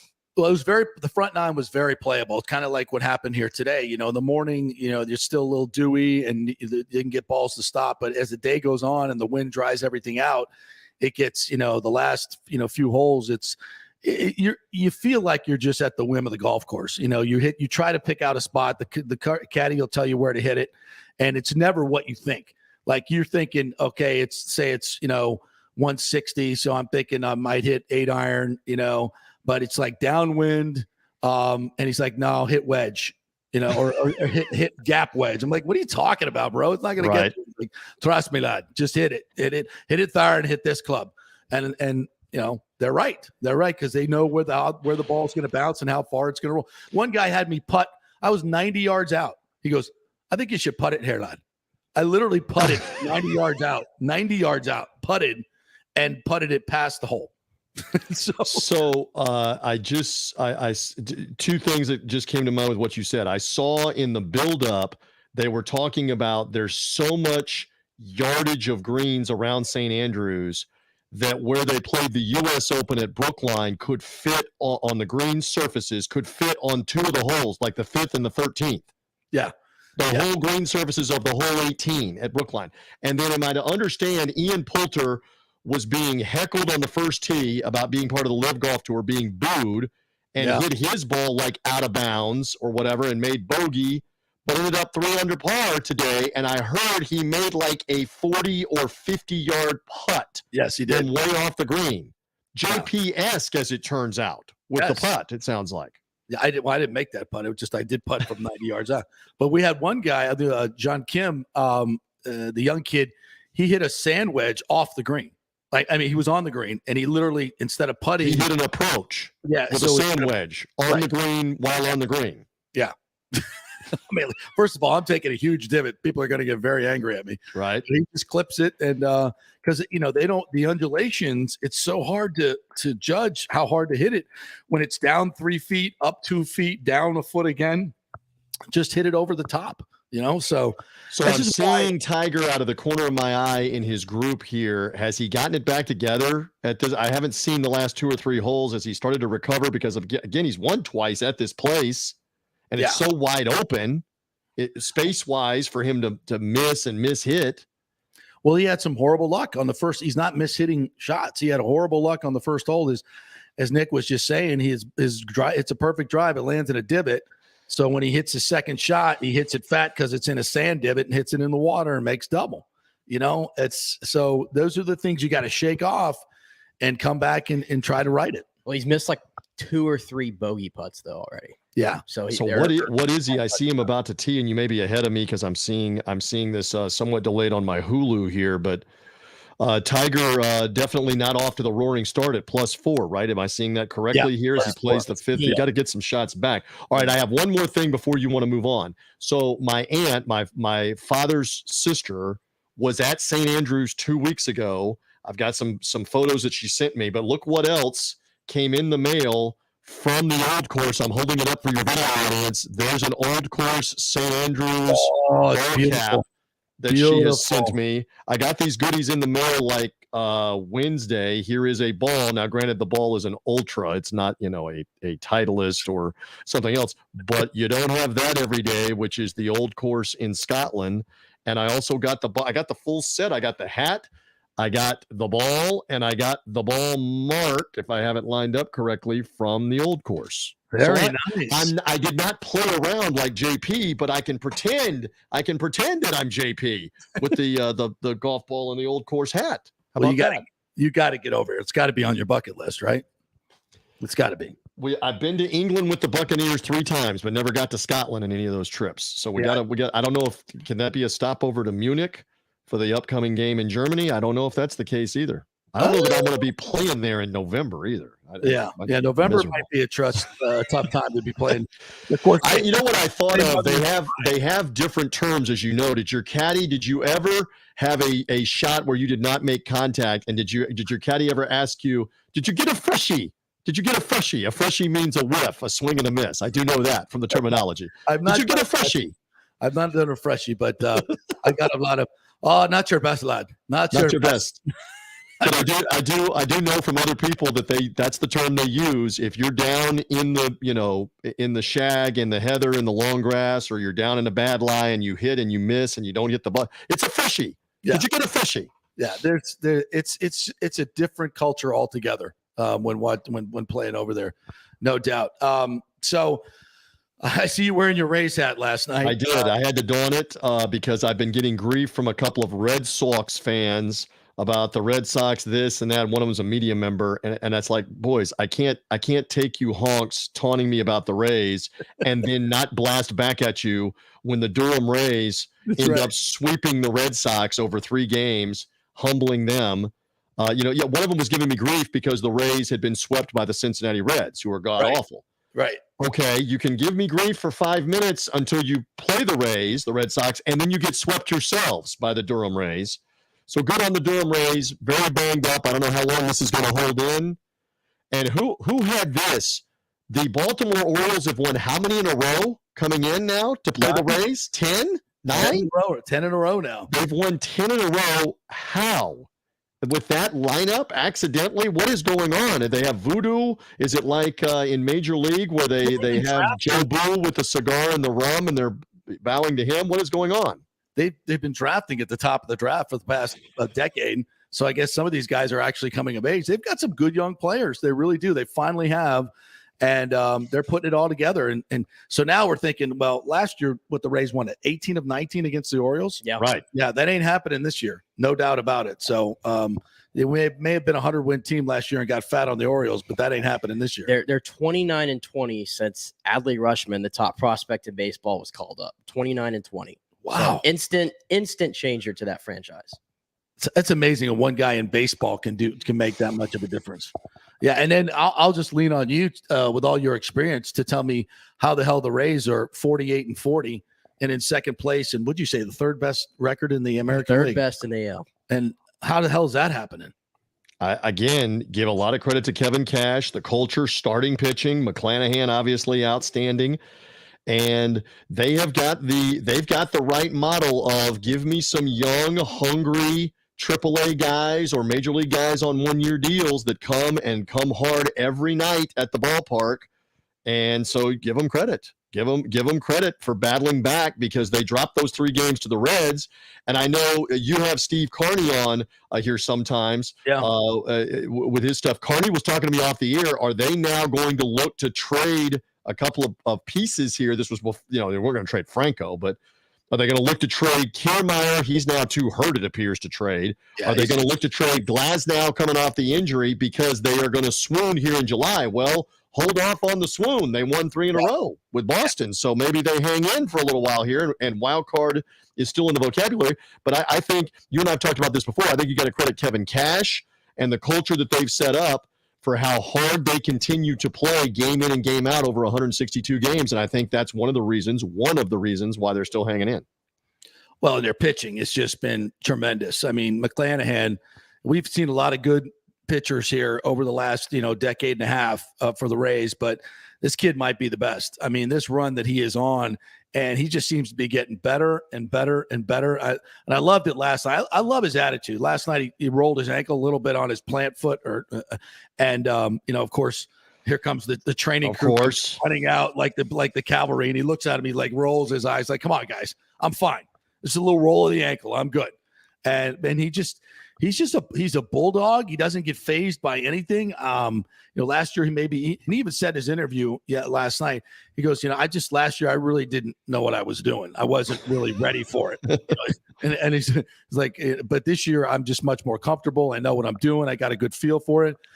Wow. I mean, this kid he's unhittable. He's just unhittable. He's doing things that never been done before in Major League Baseball. Yeah, throwing upper 90s with movement, which is good. So, and you mentioned we've seen this, whether it was Matt Moore before the injury, that name that comes up.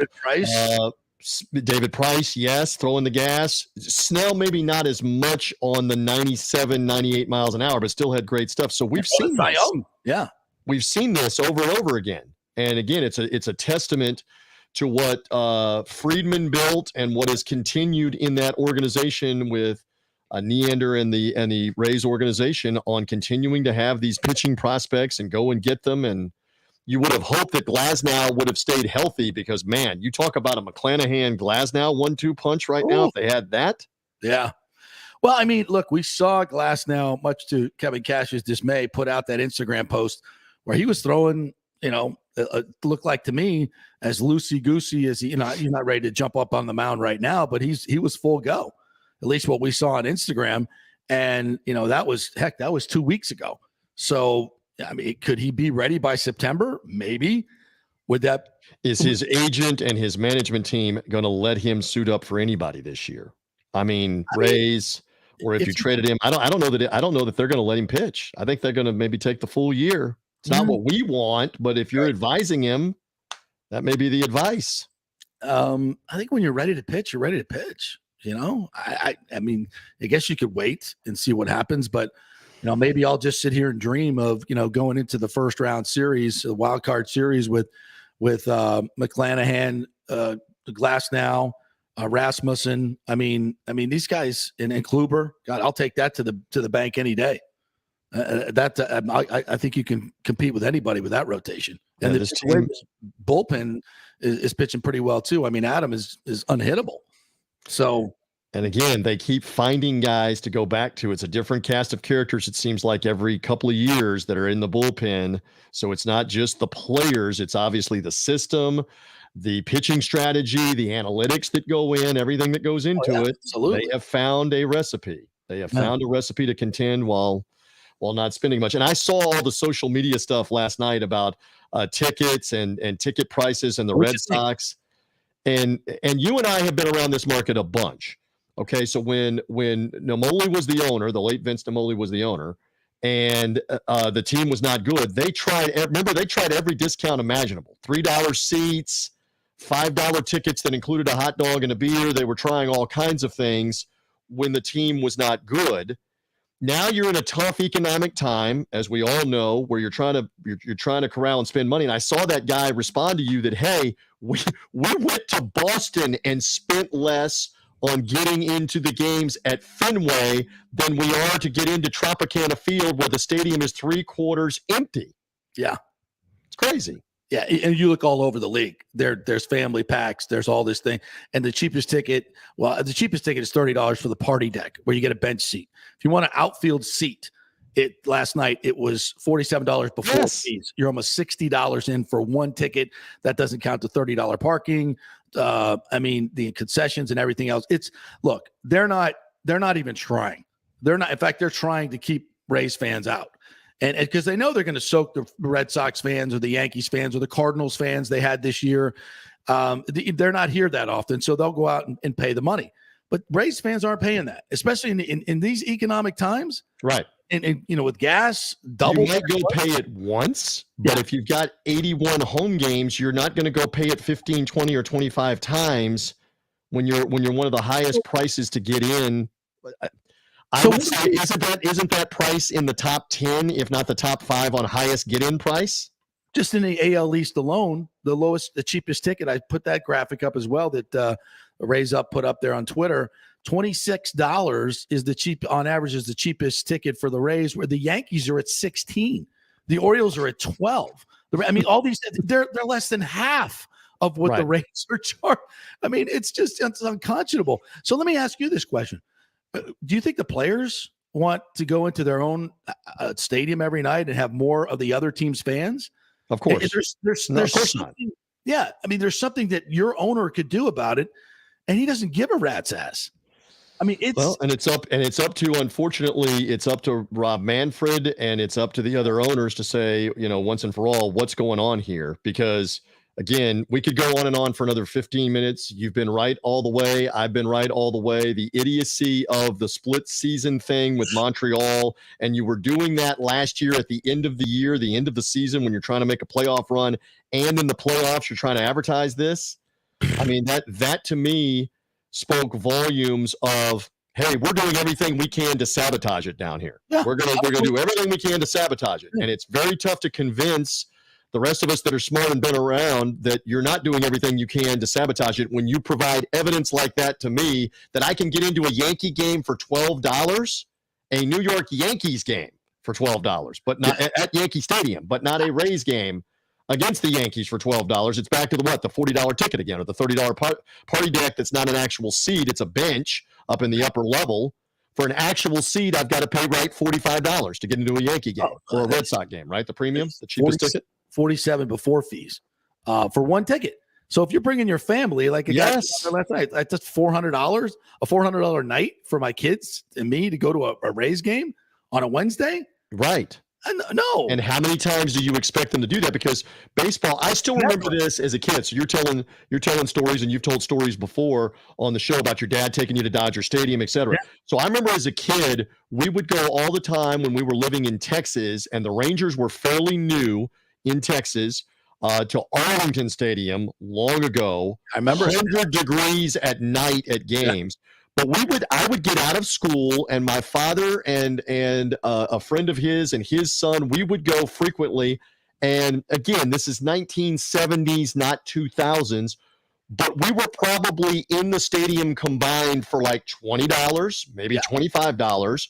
We were probably spending, again, 1970s prices, $20 on food and drink. Yeah. So you've probably spent $30, $35 to get in and eat, father, son. All right. Even if you wanted to double that and say that it's $60, $65 for father and son to get in and eat, My point is, we probably did that in a baseball season like 10 times because you could afford to do it. That's what the overall point. You can't afford to do $250 or $300 10 times with your family, not in the current situation. Absolutely no way. And, it just, you would think Major League Baseball would step in and do something about it. And then Stu comes out last week and starts ripping into his partners who were suing him, and then literally had the audacity to blame them. I'm trying to get a park built here in Tampa Bay, and you're the ones that are keeping me from doing it by suing me. I'm like, you must be kidding me. You're going to blame them for your inability to get this done. I mean, there's no length that this guy will just not lie, cheat, and steal. And for some reason, MLB continues to allow him to do it. I was much more on board and on the record that he was going to get the stadium built and get this done back 6-7 years ago when, again, they handpicked where they wanted to be with their own survey and research situation, handpicked where they wanted to be. It was their deal. It was their deal that they made. Best place. This is exactly what we want. And then they walked away from their deal. Yeah. While doing this whole idiocy of we're going to have a split season and you're going to build us a stadium here and Montreal's going to build us a stadium there to play half the year. And everybody, you, me, the janitor at Tropicana Field, whoever else went, there's no way. It's not going to get sentiment or support from anybody, and it died. And so anyway, back to your original premise. Yes, the players have talked for the existence of the Rays, that it's demoralizing to come into a stadium that's 3/4 empty. Yeah. First problem is put it in the right place, put it where more people are in Hillsborough County in particular, in downtown Tampa, or maybe the fairgrounds or wherever you want to put it. But the second problem is don't do things to sabotage your own fan base from showing up while you're at it. And for our fan base to get ripped for it is just it's weird. All right, you got to get to work soon for the Bucs, right? A couple weeks. Allegedly. Summer's over. So summer's over. Couple of weeks here. We're going to have training camp, and are you buying the Gronk the interview with Mike Reese the other day? I'm not. I'm still not buying it. Sorry. I said this, I believe, with you before. We're wondering what's going to happen. He did go ahead and put the announcement out there. He's sticking to it. I will believe he's retired and not playing when he's retired and not playing in September and maybe even in October. Then we can all conclude he's retired and not playing. Let's hope that Cameron Brate stays healthy, because if he doesn't, how quickly does Tom Brady pick the phone up, especially early on in the year, and say, we need you. Come sign for what we can get you, including incentives. We need you. And so I will believe it when we don't see it in September and October when he's not there. I'll still hold on to that here in July. We'll see. All right, you got a sleeper for camp, like your guy that we're not really talking about that's going to light up camp and actually make a difference in the regular season? Who's your guy? You're talking about the existing roster or out of the young guys. I want to see something out of Joe Tryon Shoyinka year 2. I want to see him take the next steps, because there's some people knocking him that he didn't do enough, especially as the year went on. And this is going to be very intriguing now with Jason Pierre-Paul out of there. He'll probably play much more. I want to see that name. And Russell Gage is another one that I keep pointing to. I was on another show this morning, and they were asking me about Russell Gage, especially for fantasy, especially for any betting props that would be on his ledger for season totals, touchdowns, catches, or whatever. Tom Brady has made his existence off of throwing to the slot receiver. Russell Gage is now that guy. So I am all about him being – could he be a 1,000-yard guy? Could he be a 75-catch, 1,000-yard guy, 8 or 9 touchdown guy? I think absolutely. Or maybe you think that's the expectation for him. But I'm looking at Russell Gage too. It depends on when Godwin comes back, and I believe he's going to be back sooner than later. I don't think it's a Thanksgiving thing that people are saying. I think it's closer to the early part of the season. Can I reveal something on the FanStream JP show? You always love this. Absolutely. All right. I'm up here in North Tampa. I'm up here. I'm not going to name the place. I'm up here at a big golf superstore in North Tampa. This is probably 2 weeks ago. I'm in the parking lot. We're going to another location in that same shopping center. and Chris Godwin is standing in front of me with his golf clubs crossing the street and going into the golf superstore with no knee brace, no knee brace on. And so the Twins went crazy. They're like, let's go say hey, let's go get it. I'm like, let's leave him alone. He's going in there to do something because he was going in with the full bag of clubs like he was going to get them regripped or whatever playing in a golf tournament. Yeah. A Chris Godwin sighting a couple of weeks ago from the Bucs sideline guy with no knee brace, no noticeable limp, taking the golf clubs in to get regripped. There is my update to you on a Thursday morning, my friend, on FanStream JP. Well, I think he's going to be. I'm not saying he's ready for camp, but I think he'll be ready to go. And how they use him and Gage, and who's playing the slot, who's playing outside, it's going to be very interesting. We went over this a little earlier in the week with Scotty Reynolds, and we go position by position. I think this is a better team on paper than they had last year. That was pretty damn close. Offensive line has question marks, to your point, obviously. The line without Kappa, without Marpet starting. How does Shaq Mason do? It's Shaq. I get all my Shaqs confused. Shaq Mason, correct. All right, how does Shaq Mason do coming over from New England? What do they do with Owen Stinney versus one of the draft picks? Who wins out there? Yep. I mean, the offensive line, I think there is a question mark where there was clearly not a question mark last year in and around Tom Brady. But yeah, you're right. I mean, you look at receiver depth, at bringing guys like Perriman back, Scotty Miller we haven't talked about. Yeah. You've got receiving depth, and you're going to need that. I mean, the last 2 seasons have shown that. Even the Super Bowl year, they had to go to guys because of injury at the end of the Super Bowl year as well to tough it out. So receiver depth, running back battle. Are they going to, Keyshawn Vaughn in a battle with Rashad White and Leonard Fournette for playing time, and who gets the carries and the touches that Ronald Jones was getting? Mm-hmm. Where does Giovanni Bernard factor in, et cetera, et cetera?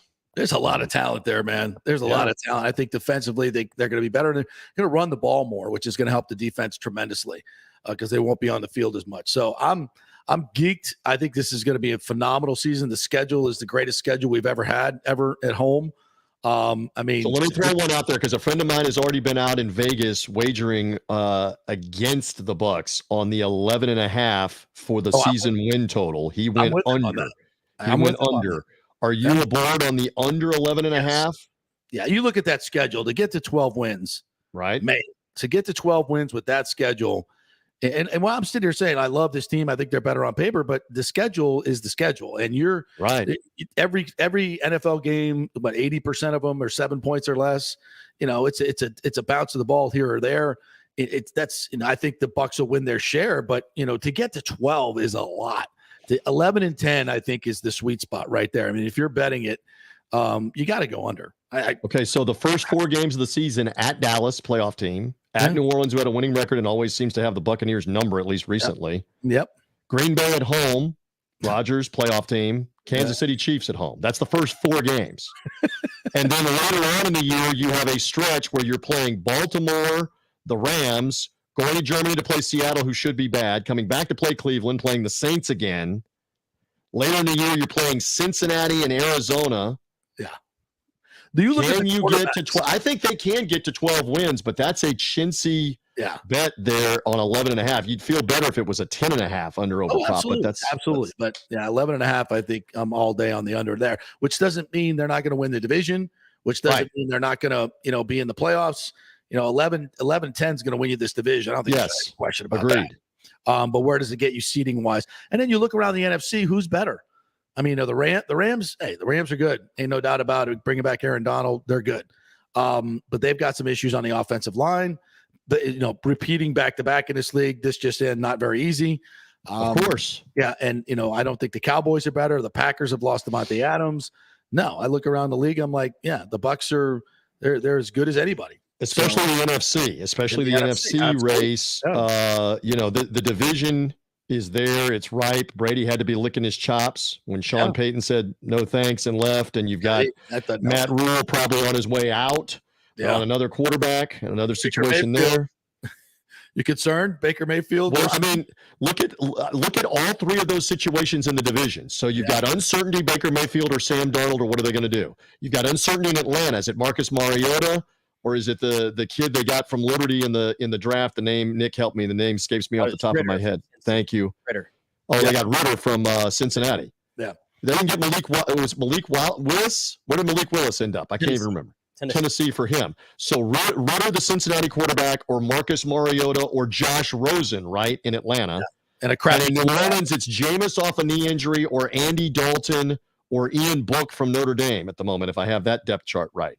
Yeah, versus TB12. Yeah. I'll take my chances with the GOAT.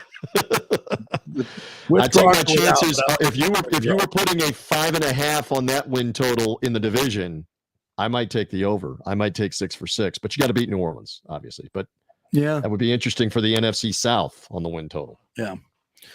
All right, my friend. Anything else you want to add on this wonderful day? I think we're all good. We got the Open going on. We got the Rays. We're enjoying the last few weeks of summer here before the Twins hit high school. Of course, you don't want to hear that yours are already out of high school and out of college, and it's making me feel old. I see that on social media. Back in the dad business, so that's which is fine with me. The dad ATM business is the business we're in, Nick. I know you're hearing us tell these dad stories. Twins are just now beginning to figure out what things cost. They've got a bank account now. They've got money, a little bit of money. And so that costs $100. Yes, it does. Yeah. So that's some of what we're doing in the house. But listen, it's all good. Do they have an allowance? They do not have an allowance. No, they have. No, we're not doing that yet. Well, we start talking about jobs and summer jobs because some of their friends have been able to go work a little part time. Babysitting is good.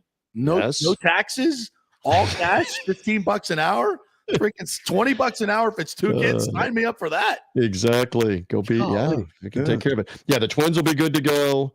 We're wrapping up the summer here in 3 or 4 weeks before school starts back up. Buccaneer training camp that's here. The optimism. Everybody's undefeated. Everybody's a Super Bowl contender in July. At least the NFL Network tells us that. Yeah. Even though we know the truth about like Cleveland and Jacksonville and Houston and a few other ones that they're done once we kick off week 1. But we'll see. It's gonna be a wild ride, Buccaneer fans. And again, enjoy this, savor it.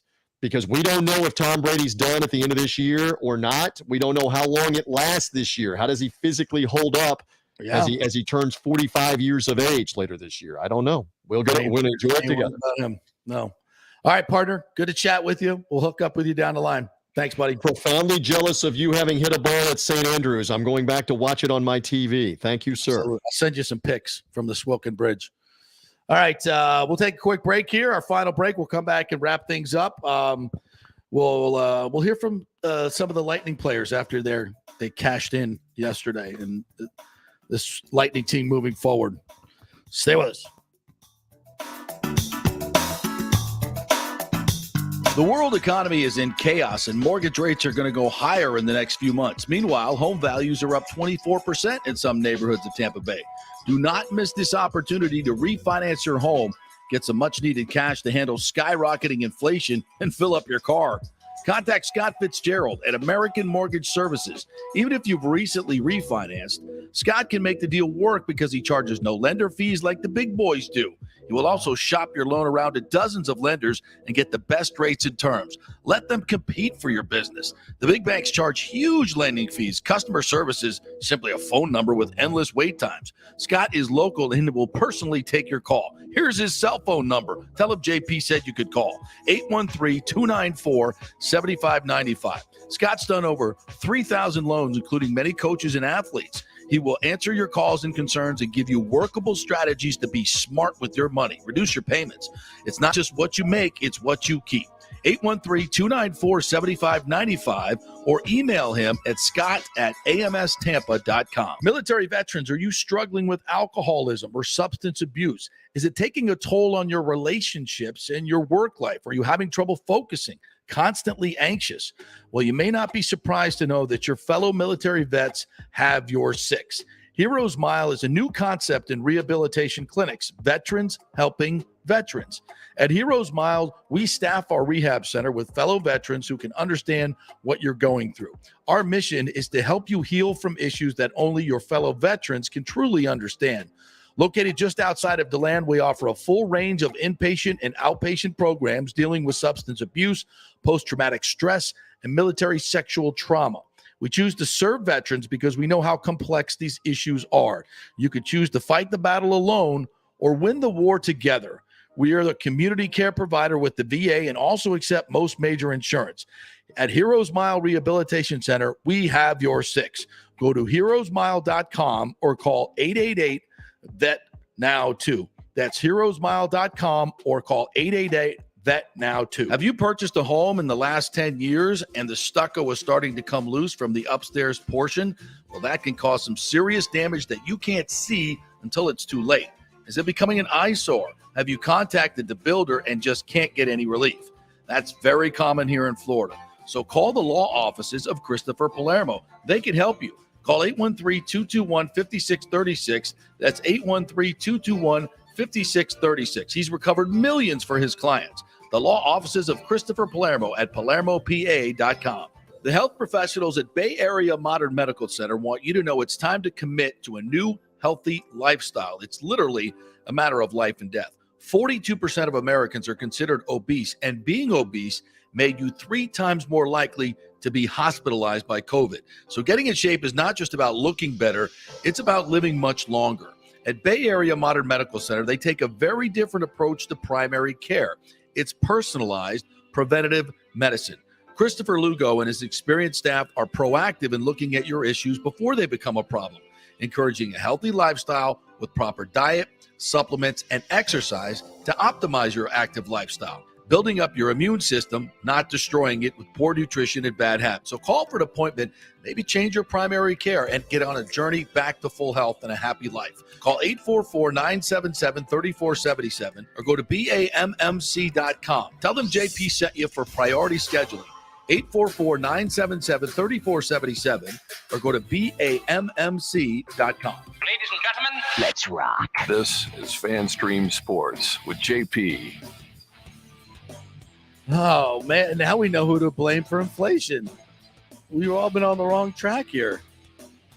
From this tweet from Brooks Carter, inflation is the highest it's been since 1981. The defending college football champs in 1981, the Georgia Bulldogs. Defending college football champs in 2022, the Georgia Bulldogs. Damn you, Georgia Bulldogs. You're the reason. My God.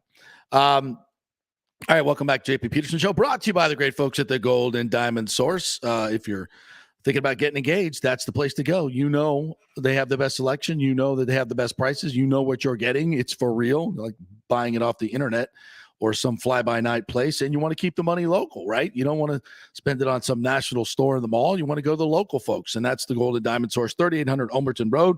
Tell them JP sent you. Get a great deal over there, great selection. Whatever your budget is, they'll find something for you. If you need a birthday gift, which, my birthday is on Monday. So if you're looking for buy me some bling, yeah, that's the place to go. 3800 Ulmerton Road, about 15 minutes from South Tampa. Please tell them JP sent you. A little update here. Scotty Scheffler is mowing it down he's the only one making a run here in the afternoon at St. Andrews. He's 4 under par through 11 holes. John Rahm just missing about a 4-footer there. He is at even par now. So the guys that went out early, Cameron Young at 8 under. I mean, he's a rookie on the tour. He's not winning the Open this year. He's not. But he is pounding the ball and driving it really, really well. I'm liking my Cam. I'm taking my Cam Smith odds here. Yeah. I feel like every time I turn on golf, he's always at the top of the leaderboard. Yeah. He's just got to learn how to win, in a big situation. And Rory McIlroy, 6 under par. Yeah. He's everybody's pick this week. He's starting really good. He's starting to go opposite now lately. Ever since the Masters, it's like he's starting off well and then he fades at the end. Mm-hmm. True. Which is kind of different for him. Yeah, it was the opposite. So I don't know. I like his chances. And the live golf effect, you were just mentioning it. It kind of seems so like odd. It kind of seems like they're not showing a lot of Brooks Koepka. We didn't see any of that. Although I just asked you, I'm like, have you seen Brooks Koepka today? And you're No, like, no. I And don't I think just I went saw and him checked, once. and like his round ended. I don't think he got one thing. I've been watching since 5 a.m. I think I saw 2 putts of Dustin Johnson. Yeah. I didn't see any DeChambeau, and he finished 3 under. I saw probably 4 or 5 shots of DeChambeau. I would say there's definitely a concerted effort to not show these guys. Them. I mean, I didn't even know Phil was not playing it until like 2 days ago. Yeah. I was just like, man, that's interesting. I haven't seen anything on Phil. And Ian Poulter got heckled on the first hole and then hit it out of bounds. He's 3 under, though. And you go look at the performance of the guys from the Live Tour. they've not done much. There's a lot of good guys on the board right now. Westwood's 4 under, Poulter's 3 under, DeChambeau's 3 under, Paul Casey's 3 under. They have some guys on the board here at this tournament. It'll be interesting if they're in the hunt on Saturday and Sunday, if there's heckling going on. Well, Rory already said it's not good for the game if they win this. So I'm telling you, Rory's he's the most fed up about this. Well, Tiger's Tiger hates it. Tiger's words were, I think, more caustic than even Rory's were. Yeah, he just came up short on the approach there, kind of flailed it off to the right. So he's going to have a tough birdie. But Tiger still was able to get through his thing, and I think he kept it very clean and respectful. I guess he was direct. He was direct. He's very direct. But it's the way he says it towards the way Rory says it. Rory seems a little bit more fired up about it. A little bit more emotional about it. Yeah. But I think Tiger's words are really going to resonate throughout, because Tiger has so much respect in the game. And I just think there's just too much negativity surrounding live golf. And I think, and good for me. I think that's good for the game. I don't think it's going to survive. I think I think the guys that are involved in it are going to have the scarlet letter for their careers. And eventually they're going to realize it's not the way to go.